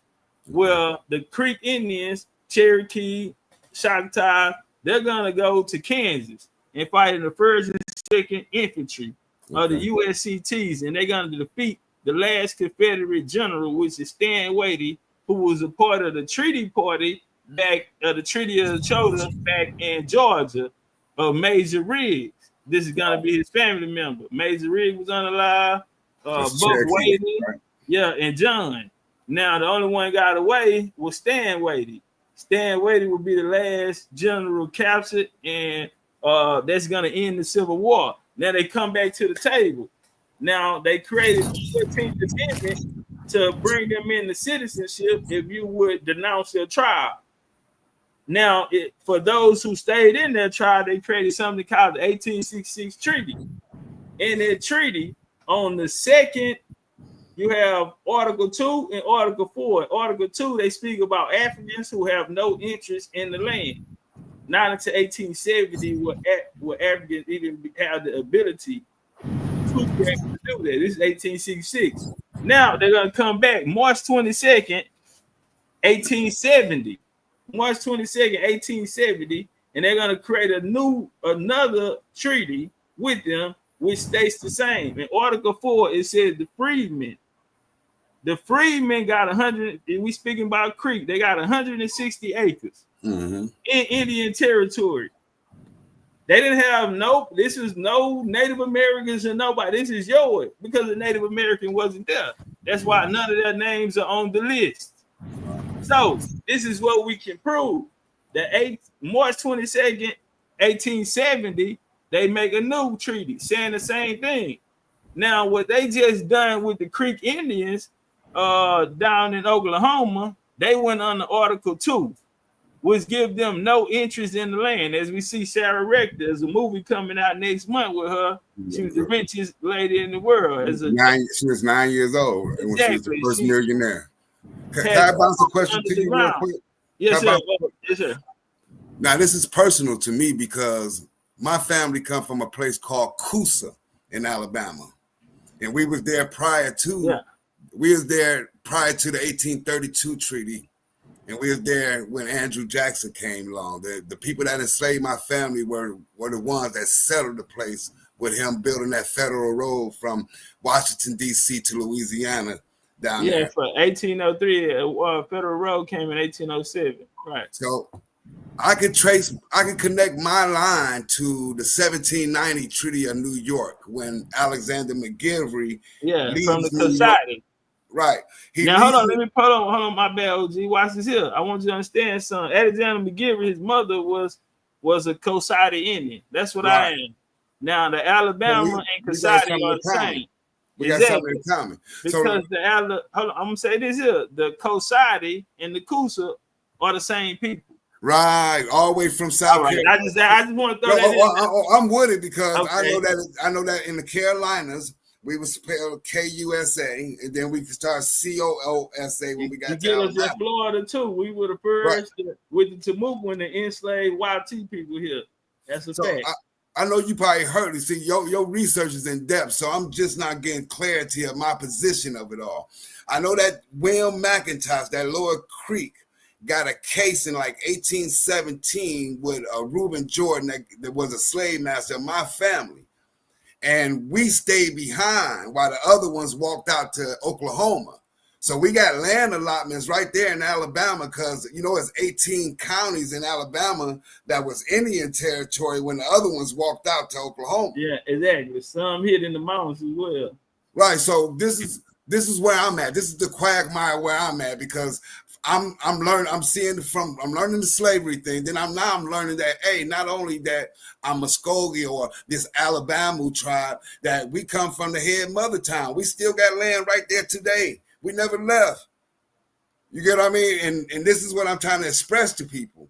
You know, I hear everybody's conjecture. You know what I'm saying? I'm not at odds with nobody's rhetoric or their knowledge base, but we do come from Coosa, or we do come from around Talladega, Sylacauga, Sakapatoy. That's my family. And all those Isamaya, all of that. Yeah, Isamaya. Yeah. You got Isamaya, you got Chantel Miles down there. So you know about it. So that's the case. So I was trying to express to us that the connection between the Isamaya is a connection between the Isamaya and the Olmecs. Am I missing something? Well, the Olmec be an older time period. I'll say that. Now, the Isamaya ran the Yucatan, Galveston Island, Mississippi, Alabama, all the way to Florida. So they created the canals and things like that, Chattanooga and things of this here. You're speaking of all the way up through the Carolinas, Tennessee area until the West Coast came down. The West Coast. See, that's where I'm at because I see when this. So I'm gonna go a little bit farther back in history. I see when DeSoto comes up in there, he meet this Okute tribe and was this Ocute tribe, and these Okute tribe turned into what we know as Coweta or the Lower Creeks. And then now I'm seeing that'll be the weaker of the tribe. Right, so now I'm seeing that these settlers had deals with these Lower Creeks and they enslaved us. And that's where I'm at. Coweta was the town that they got into. You had a guy down there running it named Big Warrior, who had affiliation with William McIntosh. Now, William McIntosh's family member is also the governor at that time, too. So we do want to point that out. But guess what I got, though, cousin? Guess what I got? I got a 1790 reconstructed census of Georgia, which lists William McIntosh and Donald McIntosh, neighbors to the people that enslaved me. And I could trace them from there all the way to the Coosa chieftain. I got the records and the correspondence to Washington, to the Pantine Leslie Company. I think, and what I've been trying to tell Leslie Company, they're gonna be instrumental in that Georgia takeover, which is gonna take place. Because Georgia was hard for them to get, so they had what was called land lotteries. Right. I got a live lecture on the making of the true Gullah Geechee, and I speak about a lot of this. But yeah, that's Georgia, the Guale, right? The Guale, the Guala Indians out of South Carolina. Yeah, well, we call them Gullah. They want us to call them Wiley. Wow. When we look at it, we country. That's Gullah. That's Gullah. What they don't want us to know is that that's Gullah. So that changed because the first person to coin the term Gullah Geechee was a YT man. I hate to see it. Yeah, I know. So the Gullah, and then you had a lady Wright, and it was a historical, not historical shares of the South. That's for the Clotilda, but they used the same story. This Calusa, he's gonna be a character in this too. But yeah, that it come from the Blue Ridge Plantation. One of those, I'll pull it up for y'all if I need to though. But yeah, that's how they created that Gullah Geechee identity of these Africans. And there was a Wachi lady did it, and she got a lot of pushback from other people of that time saying, where's the proof? If that Blue Ridge Plantation got anything to do with George Galphin, Galphie? No, it was a fiction. It was a fiction book. Okay. Now what happened was the NAACP and people like Du Bois and them, they backed it and said this is 100% accurate, while other people in the South said, where's the proof? Where's the people? Okay. Where's the people? Yeah. I got a newspaper article like I shared with Doni when I first got on, with the oldest person in our family. He lived 126, and they describe him as Creek. He tells the story of us. You get what I mean? And our story is diverse right there in that part. Like all the Muskogee tribes, and I understand the Confederation. I can see the Natchez, I can see the Shawnee, I can see the Utah, I can even see the Maryland tribes even coming down there seeking refuge amongst the Creeks from fleeing that Iroquois. I just want us, my job is to try to bring out some clarity and try to express my family, because I can record and I can share the documents with you, brother, all the way back to the 1734. You get what I mean? Yeah. Up in Maryland, Prince George's County, Maryland, we was enslaved. Okay, you ever heard of Ann Hutchins? Ann Hutchinson, this Quaker lady. Her father. Yeah. You ever heard of the Marbury family? Uh-huh. That's who enslaved us. That's who wrote to George Washington about the Creeks and the Panton Company. So we moved with that family from Maryland 1640s all the way down to Alabama to emancipation. And we could trace them because they was dealing with the king and they was dealing with the who's who here. We could actually got the documents to show that we are natives and we was traded. You get what I mean? Piscataway Canoy Indians. That's Connoi. I'm just learning that. We got a plantation up in Prince George's County called Apador, Wyoming. They got archaeological surveys of this land here. So with us, it's the documentation. I know that them Creeks that went out there with Chili and Rowley, them was our enemies. You get what I mean? Those the people that got us in this situation we in. I know I'm spilling the beans, right? They were melanated people. They sister married and came to Texas and was the richest woman in Texas. You talking about Elizabeth? Wait. So you know about them Graysons then? The Graysons, yeah, the Graysons, Cherokees too. You got them in Cherokee. Right. You got Chickasaw and Choctaw Chickasaw Graysons too. And most of them kind of banded together once they got the Indian territory too. Hey, OG, if it's okay if I show Brother Hannibal something. Bring it on. Okay. So right here, that's what you talking about, huh? Yes, sir. Okay, all right. And these are the y'all break that down for us regular people. All right, if we do that, I have to go to the beginning. So I think that's my father. All right. Let the games begin. I'm gonna drop some knowledge on that map you just showed. The Gullah Geechee. Gullah Geechee. Yeah.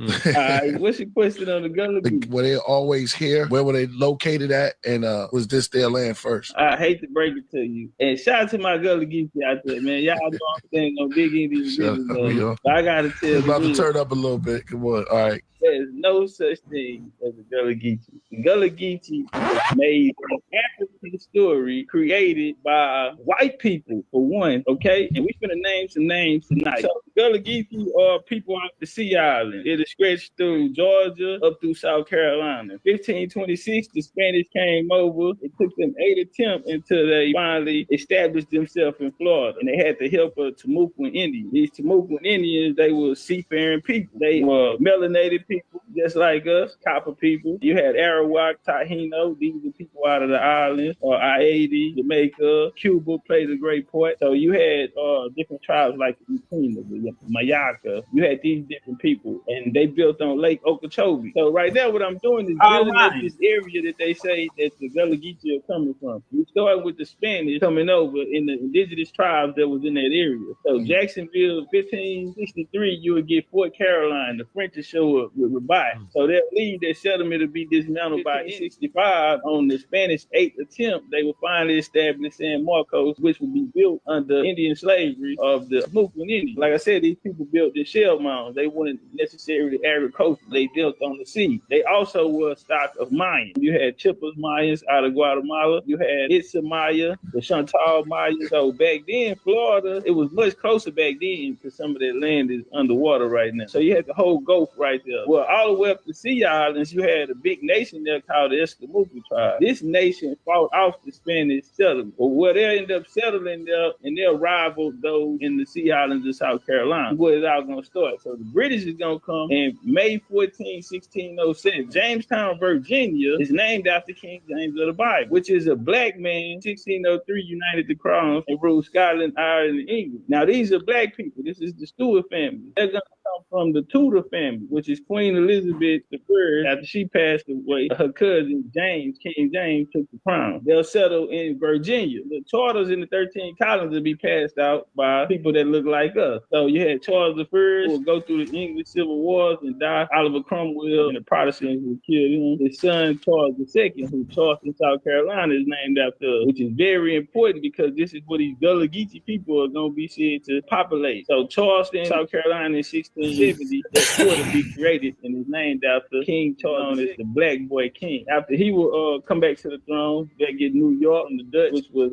Dutch West Indies, 1621. And 1626 with Peter Manute, that's when ODB, rest in peace, say his family sold Manhattan to these people. So it'll be Peter Manute. So they end up going to war. Domestic Indian slave trade would start up in that area, up in New York. And it would travel down into the Great Lakes. In 1620, to get to Virginia, we'll have a major fight there in Virginia. So what's going to happen is the 13 colonies is going to expand into the southeast. They're going to want to expand it to the southeast. 1703, you get the Queen Anne War. Now they're fighting for Port Royal, South Carolina, and they're trying to get the port. This is all commercial business. I want y'all to keep that in mind too. They're only fighting for the ports that are operating in international trade. Very, very important we keep that in mind. So these nations down there, you're going to have a domestic slave trade. And people will show up in the late 1600s called the Goose Creek Men. They were allied with a people called the Yamasee. The Yamasee would become slave raiders. They would raid territory. It was by deer skin. So they would raid rival tribes or smaller tribes. Now, I do want to throw this out there not to make the Yamasee look bad because it was a point that the tribe that was coming out of Georgia, tribes coming out of Florida, they were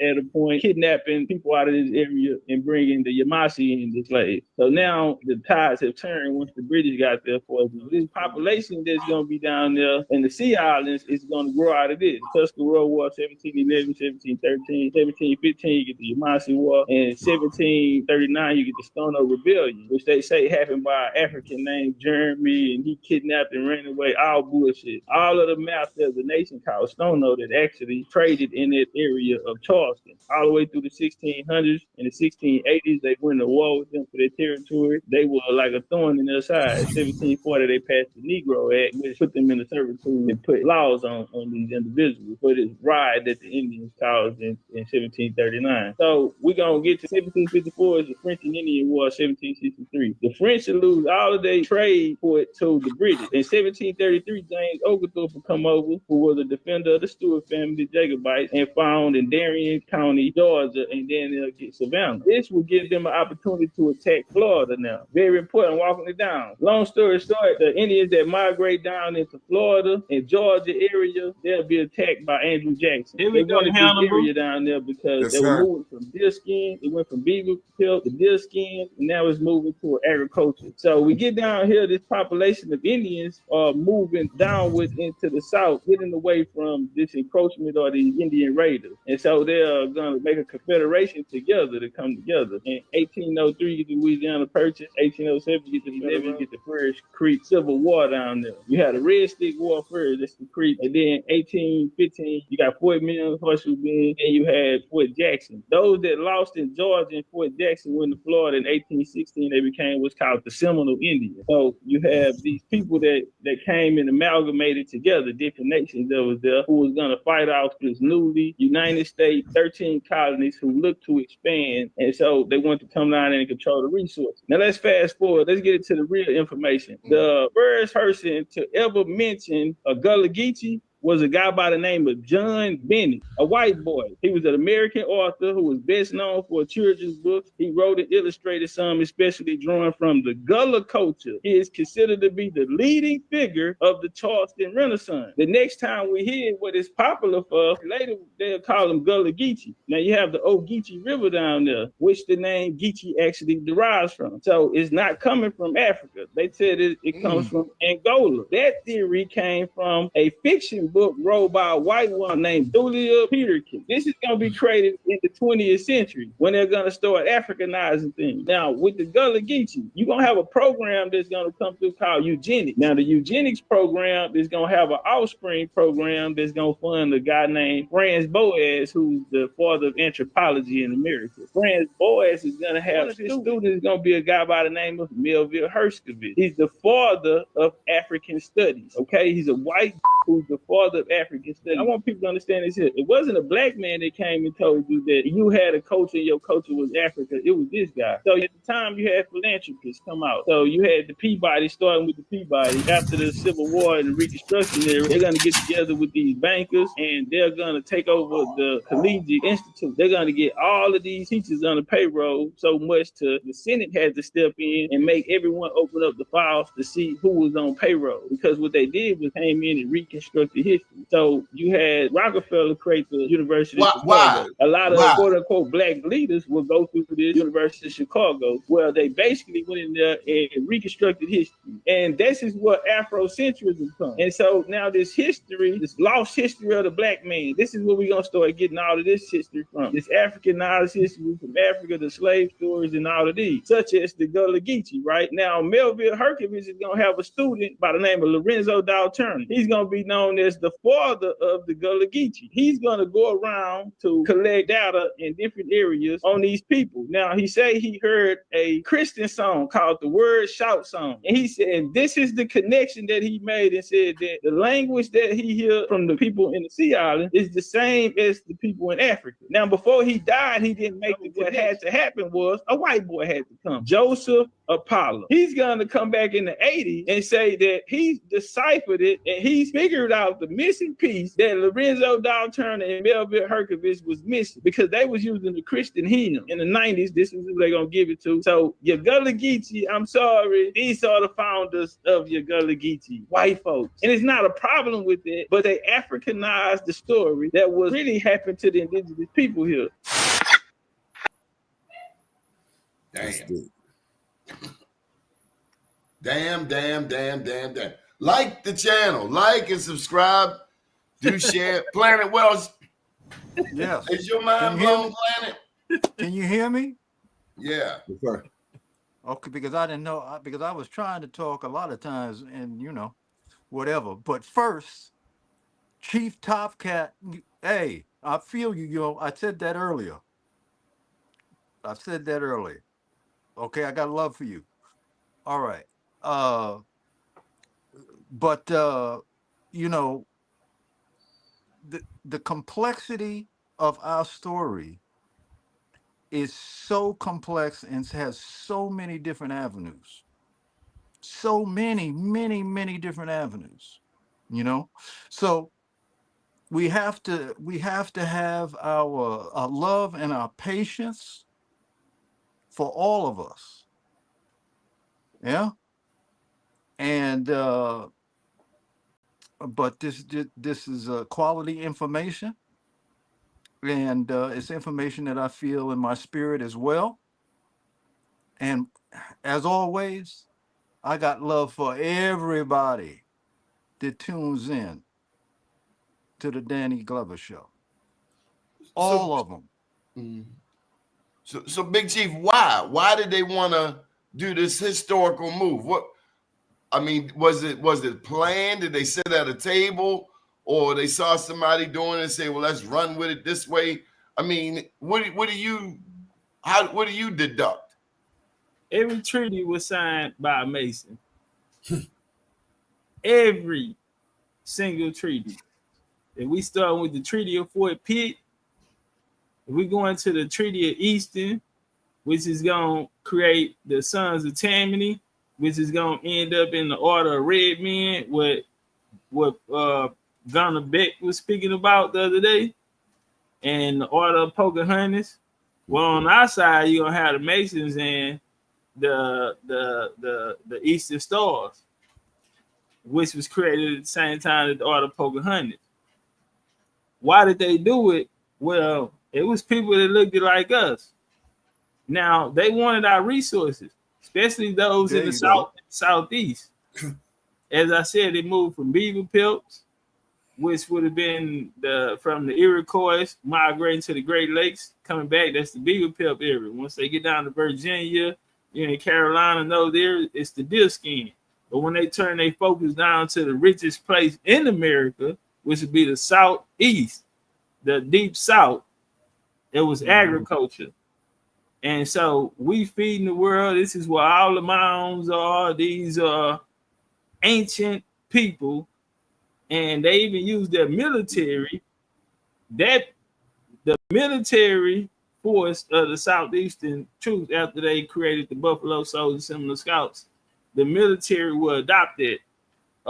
They even brought out an article and made a statue at the military school. The name escaped me right now. But yes, they created. They got their military fighting style from us, and they used the Buffalo Soldiers to go all around the world to basically colonize it. As we see with, from World War I, World War II, the Filipino War, the Spanish-American War, 1898. We went to war 25 years with the Native Americans. The Battle of what's called Creek, that would have been the last one. We saved them from starving. Every Native American has been put on a plantation after defeat by the Buffalo Soldiers, who were American Indians that came out of that southeastern region, who were our ancestors. Most of us is coming out of the country boy down here. Yeah, they took us around the world, to World War I, World War II, the Korean War, Vietnam. My grandfather's fought in all of those, and my dad fought in Desert Storm. So I got a goofy question for you. I see it written on the comments, American. Is that what the word is? American, American? Or they just playing with Puerto Rican and the rest of the... Nah, it's I see a lot of people, they have a lot of different names. Me, I don't really get into that. But I want to say something right quick. Yes, sir. And man, boy, you're a cold piece, man, with the receipts, man. Appreciate you. And like I was saying initially, Donnie, people look towards Africa for these resources that we are using for the technology that's in play right now. But we have resources right here in America. And like I said, the Mother Earth over here is hiding these resources from these invaders right now. And some of the gold and some of these other resources that they're looking for, man, we got so many mounds and pyramids right here that it'll take another millennium for them to even try to get to 1/4 of them. You see what I'm saying? And if you pull that picture up right there, I remember I was looking at a show and the brother was saying, well, that the Africans came on slave ships to Virginia, and that was the bottom line. Well, here's a pyramid right here in Petersburg, Virginia, that predates any so-called African slave ships. And that right here to the left is the river that it sits on. So now y'all can see how big this pyramid right there in Petersburg is. And I got some more, that I have to actually pull them particular ones up. But who knows, man, what's in the majority of these joints, man. And I pulled up, like I said, man, I'm not a Moor, anything, but I respect Noble Drew Ali. And he said in one of his oral statements that I was getting while Kat was talking, and he said that that we were living up and down the Mississippi River before the European man came here. So now we're indigenous to this land, man, but I guess it's just gonna take some people longer than others to realize that. But I think that some of us that are from Africa, we might feel that in our bones, but I don't feel that in my bones, man. I feel my connection here, right here on Turtle Island. And one more thing before I go, brother. Mm-hmm. I don't know if you aware that I came up with a concept called the Million Matriarch March. So now just imagine, man, if we can get 1 million of the matriarchs to go on top of one of these and chant the right frequencies, man, what we can do. You agree with me on that, Elder Wells? I do. And one of the biggest mistakes is limiting the burial mounds to just burial mounds. Those were also sites for ceremony. Indeed. Okay, to connect with that thread, okay, to the Great Spirit, to do the magic. Okay. Now, the invaders, whether they be black or white, did not have in their heart or their mind the ability to embrace that frequency. Okay? They're actually the polar opposites of that frequency. Right? So, in terms of the vast amount of information, okay, Top Cat has done a fabulous job of weaving through the bullshit. How deep this shit is. You know what I'm saying? Got that because right. Most homies is looking at the native thing like from Bonanza, yo. That's the real deal, though. Or Hollywood, or Cecil B. DeMille. But it's complex. That's why we must have a great compassion for our people, because it's that deep. On that note, Big Brother Horace, I want you to go ahead and get those libations in. Okay.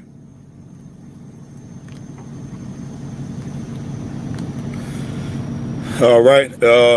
Here we go. I'm gonna start off with. Here we go. Start off with the Honorable Prophet Noble Drew Ali, the great Queen Neitha of Chicago, Illinois, who defeated 5 armies of invading Europeans that have been wiped from the pages of history because of that. The Most Honorable Empress Vadayasi, the Honorable Elijah Muhammad, Malcolm X, Dr. Khalid Abdul Muhammad, Dr. Delbert Blair, the Honorable Taj Tariq Bey and Dr. G, the Honorable Dr. Claude Anderson, Chief Redbird, Chief Warhorse, Dr. Francis C. Wilson, Dr. Arikana, Sister Shahrazad Ali, Mama T, Vicky Dillard, Sister Myra, Joy DeGroot, Patrice Lumumba, Professor P.L.O. Lumumba, C. Freeman Hill, Dr. Martin Luther King, Dr. Malachi Z. York, for sure, Omali, Yashatila, Julius Malema, President Ibrahim Traore, the beloved brother Bobby Hemmett, the Honorable Reverend Phil Valentine, Nellie Fuller, Fred Hampton, Honorable Louis Farrakhan, Anthony Browder, Dr. Coleman, Booker T. Coleman, Professor James Small, Rod Hayes, Steve Coakley, Billy Carson, 19 Keys, Dane Calloway, Karimo Ahua, Rizza Islam, the legendary Top Cats, Dr. Sebi, Leila Ha-O Africa, Yaki Awakening, King Randall, Magic 363, the brother Donnie Glover for providing us with this platform to reach our people. The Honorable Planet Wells, the beloved brother Hannibal James, and to all our viewers who are here and on our team, and also the young, wise, and intelligent brother Mafia Shakur. Yes, sir. And Horace Lee the Fourth. Appreciate that, brothers. Appreciate it. Yes, sir. Yes, sir. Top Cats, you get the final word, man. All right, I want to do it like this here instead of talking. I just want to show it. Just show me screen real quick. Be real fast like flash. Now I know you from Houston. Now you don't do fast. Now I'm gonna do fast like flash. We gonna be in and out.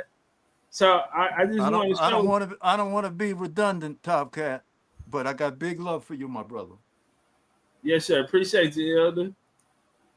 So right here, I'm gonna mute it, and these are the things that we do. This is about to be our 19th trip. Right here, we standing on top of Etowah Mounds, or what they call the Field of Reeds. This is the most place that they found the most artifacts out of the excavations. You look around, yeah, we all over. Hold on, I'm gonna bounce from there. That's Carterville, Georgia. Yes, sir, Carterville, Etowah. We had a mansion party that later that night. Right here, this is me and Tula, where they had the great pyramid. So you spoke about Phoenician, got a lot of that. These the old ball courts or whatever. Then we got them in Holcomb, and also that they coming out of Utah actually. These people. So here go the trade. If you see the trade routes right here, they go Houston, Cancun, Florida, and you see these routes from the Yucatan. Exactly. Yeah, that's why I spoke about the Ismaya, like me and Brother Hannibal was just building on earlier. So that's a connection. Here go my last one. Boom, boom, boom, boom, boom. Wait, where I'm at? Okay, right here. What I do is, so I can really go through a few, but this is the Mayan goddess, Ishel, where they talk about the Black Madonna. Well, right here, we actually go to these places, we find out that these people look like us. Not only here go a young lady right here, Mayan giving offering with braids in her hair, and I want people to see the sign. The sign say pre-Hispanic. Right. Pre-Hispanic Mayans. Where's that at, bro? This is Morales. Yeah, right here on the sign said when is Morales. And these are the figures. This is the mother of the Jaguar goddess. You see they dropping Jaguars down there. But we take these trips, pyramid trips. We had 2 of them. We've been on 19. We've been to Serpent Mound. We've been to Montezuma Castle. We've been to the Grand Canyon. Montezuma was black, right? Exactly. You know what? I went down to Mexico City. The picture everyone shows him standing in front of. I actually entered that building. In there, they have 3. When the Spanish got here, De La Casa wrote back and said that it was 3 figures who the Christians called Jesus Christ. But they had 3 original figures already in America when they got here. I went to Mexico City, and that place Montezuma is painted in front of. I entered it. You can't have a camera, but I got it in, and I went and recorded that black Jesus hanging on a tree. In the book of Acts, they said Jesus hung from a tree. Well, in Acts 5:30. There you go. Hunapoo is the Mayan god that said he hung on a tree. So they was gonna have a rival with them. The brother spoke about the matriarchal gathering.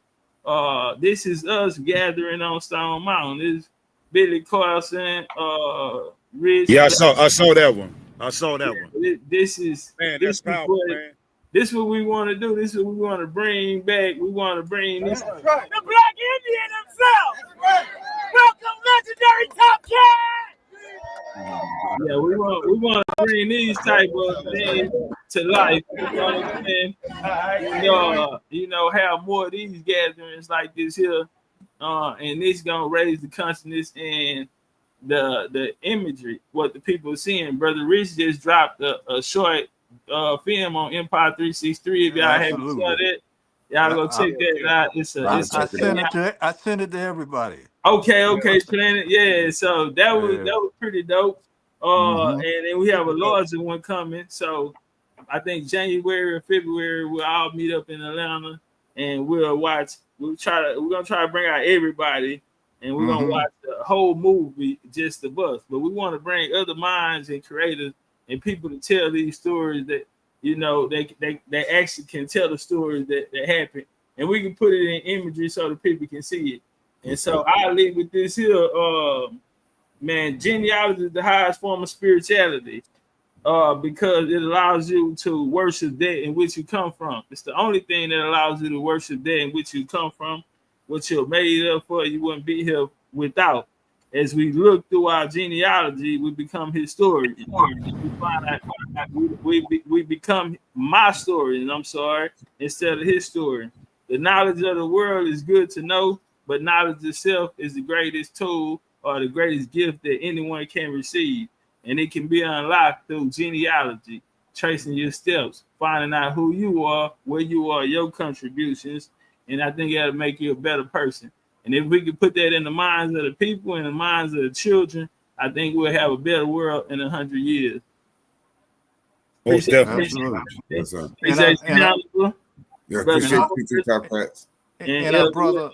And our brother William Jones, who put that out in the previous episode, where he was talking about the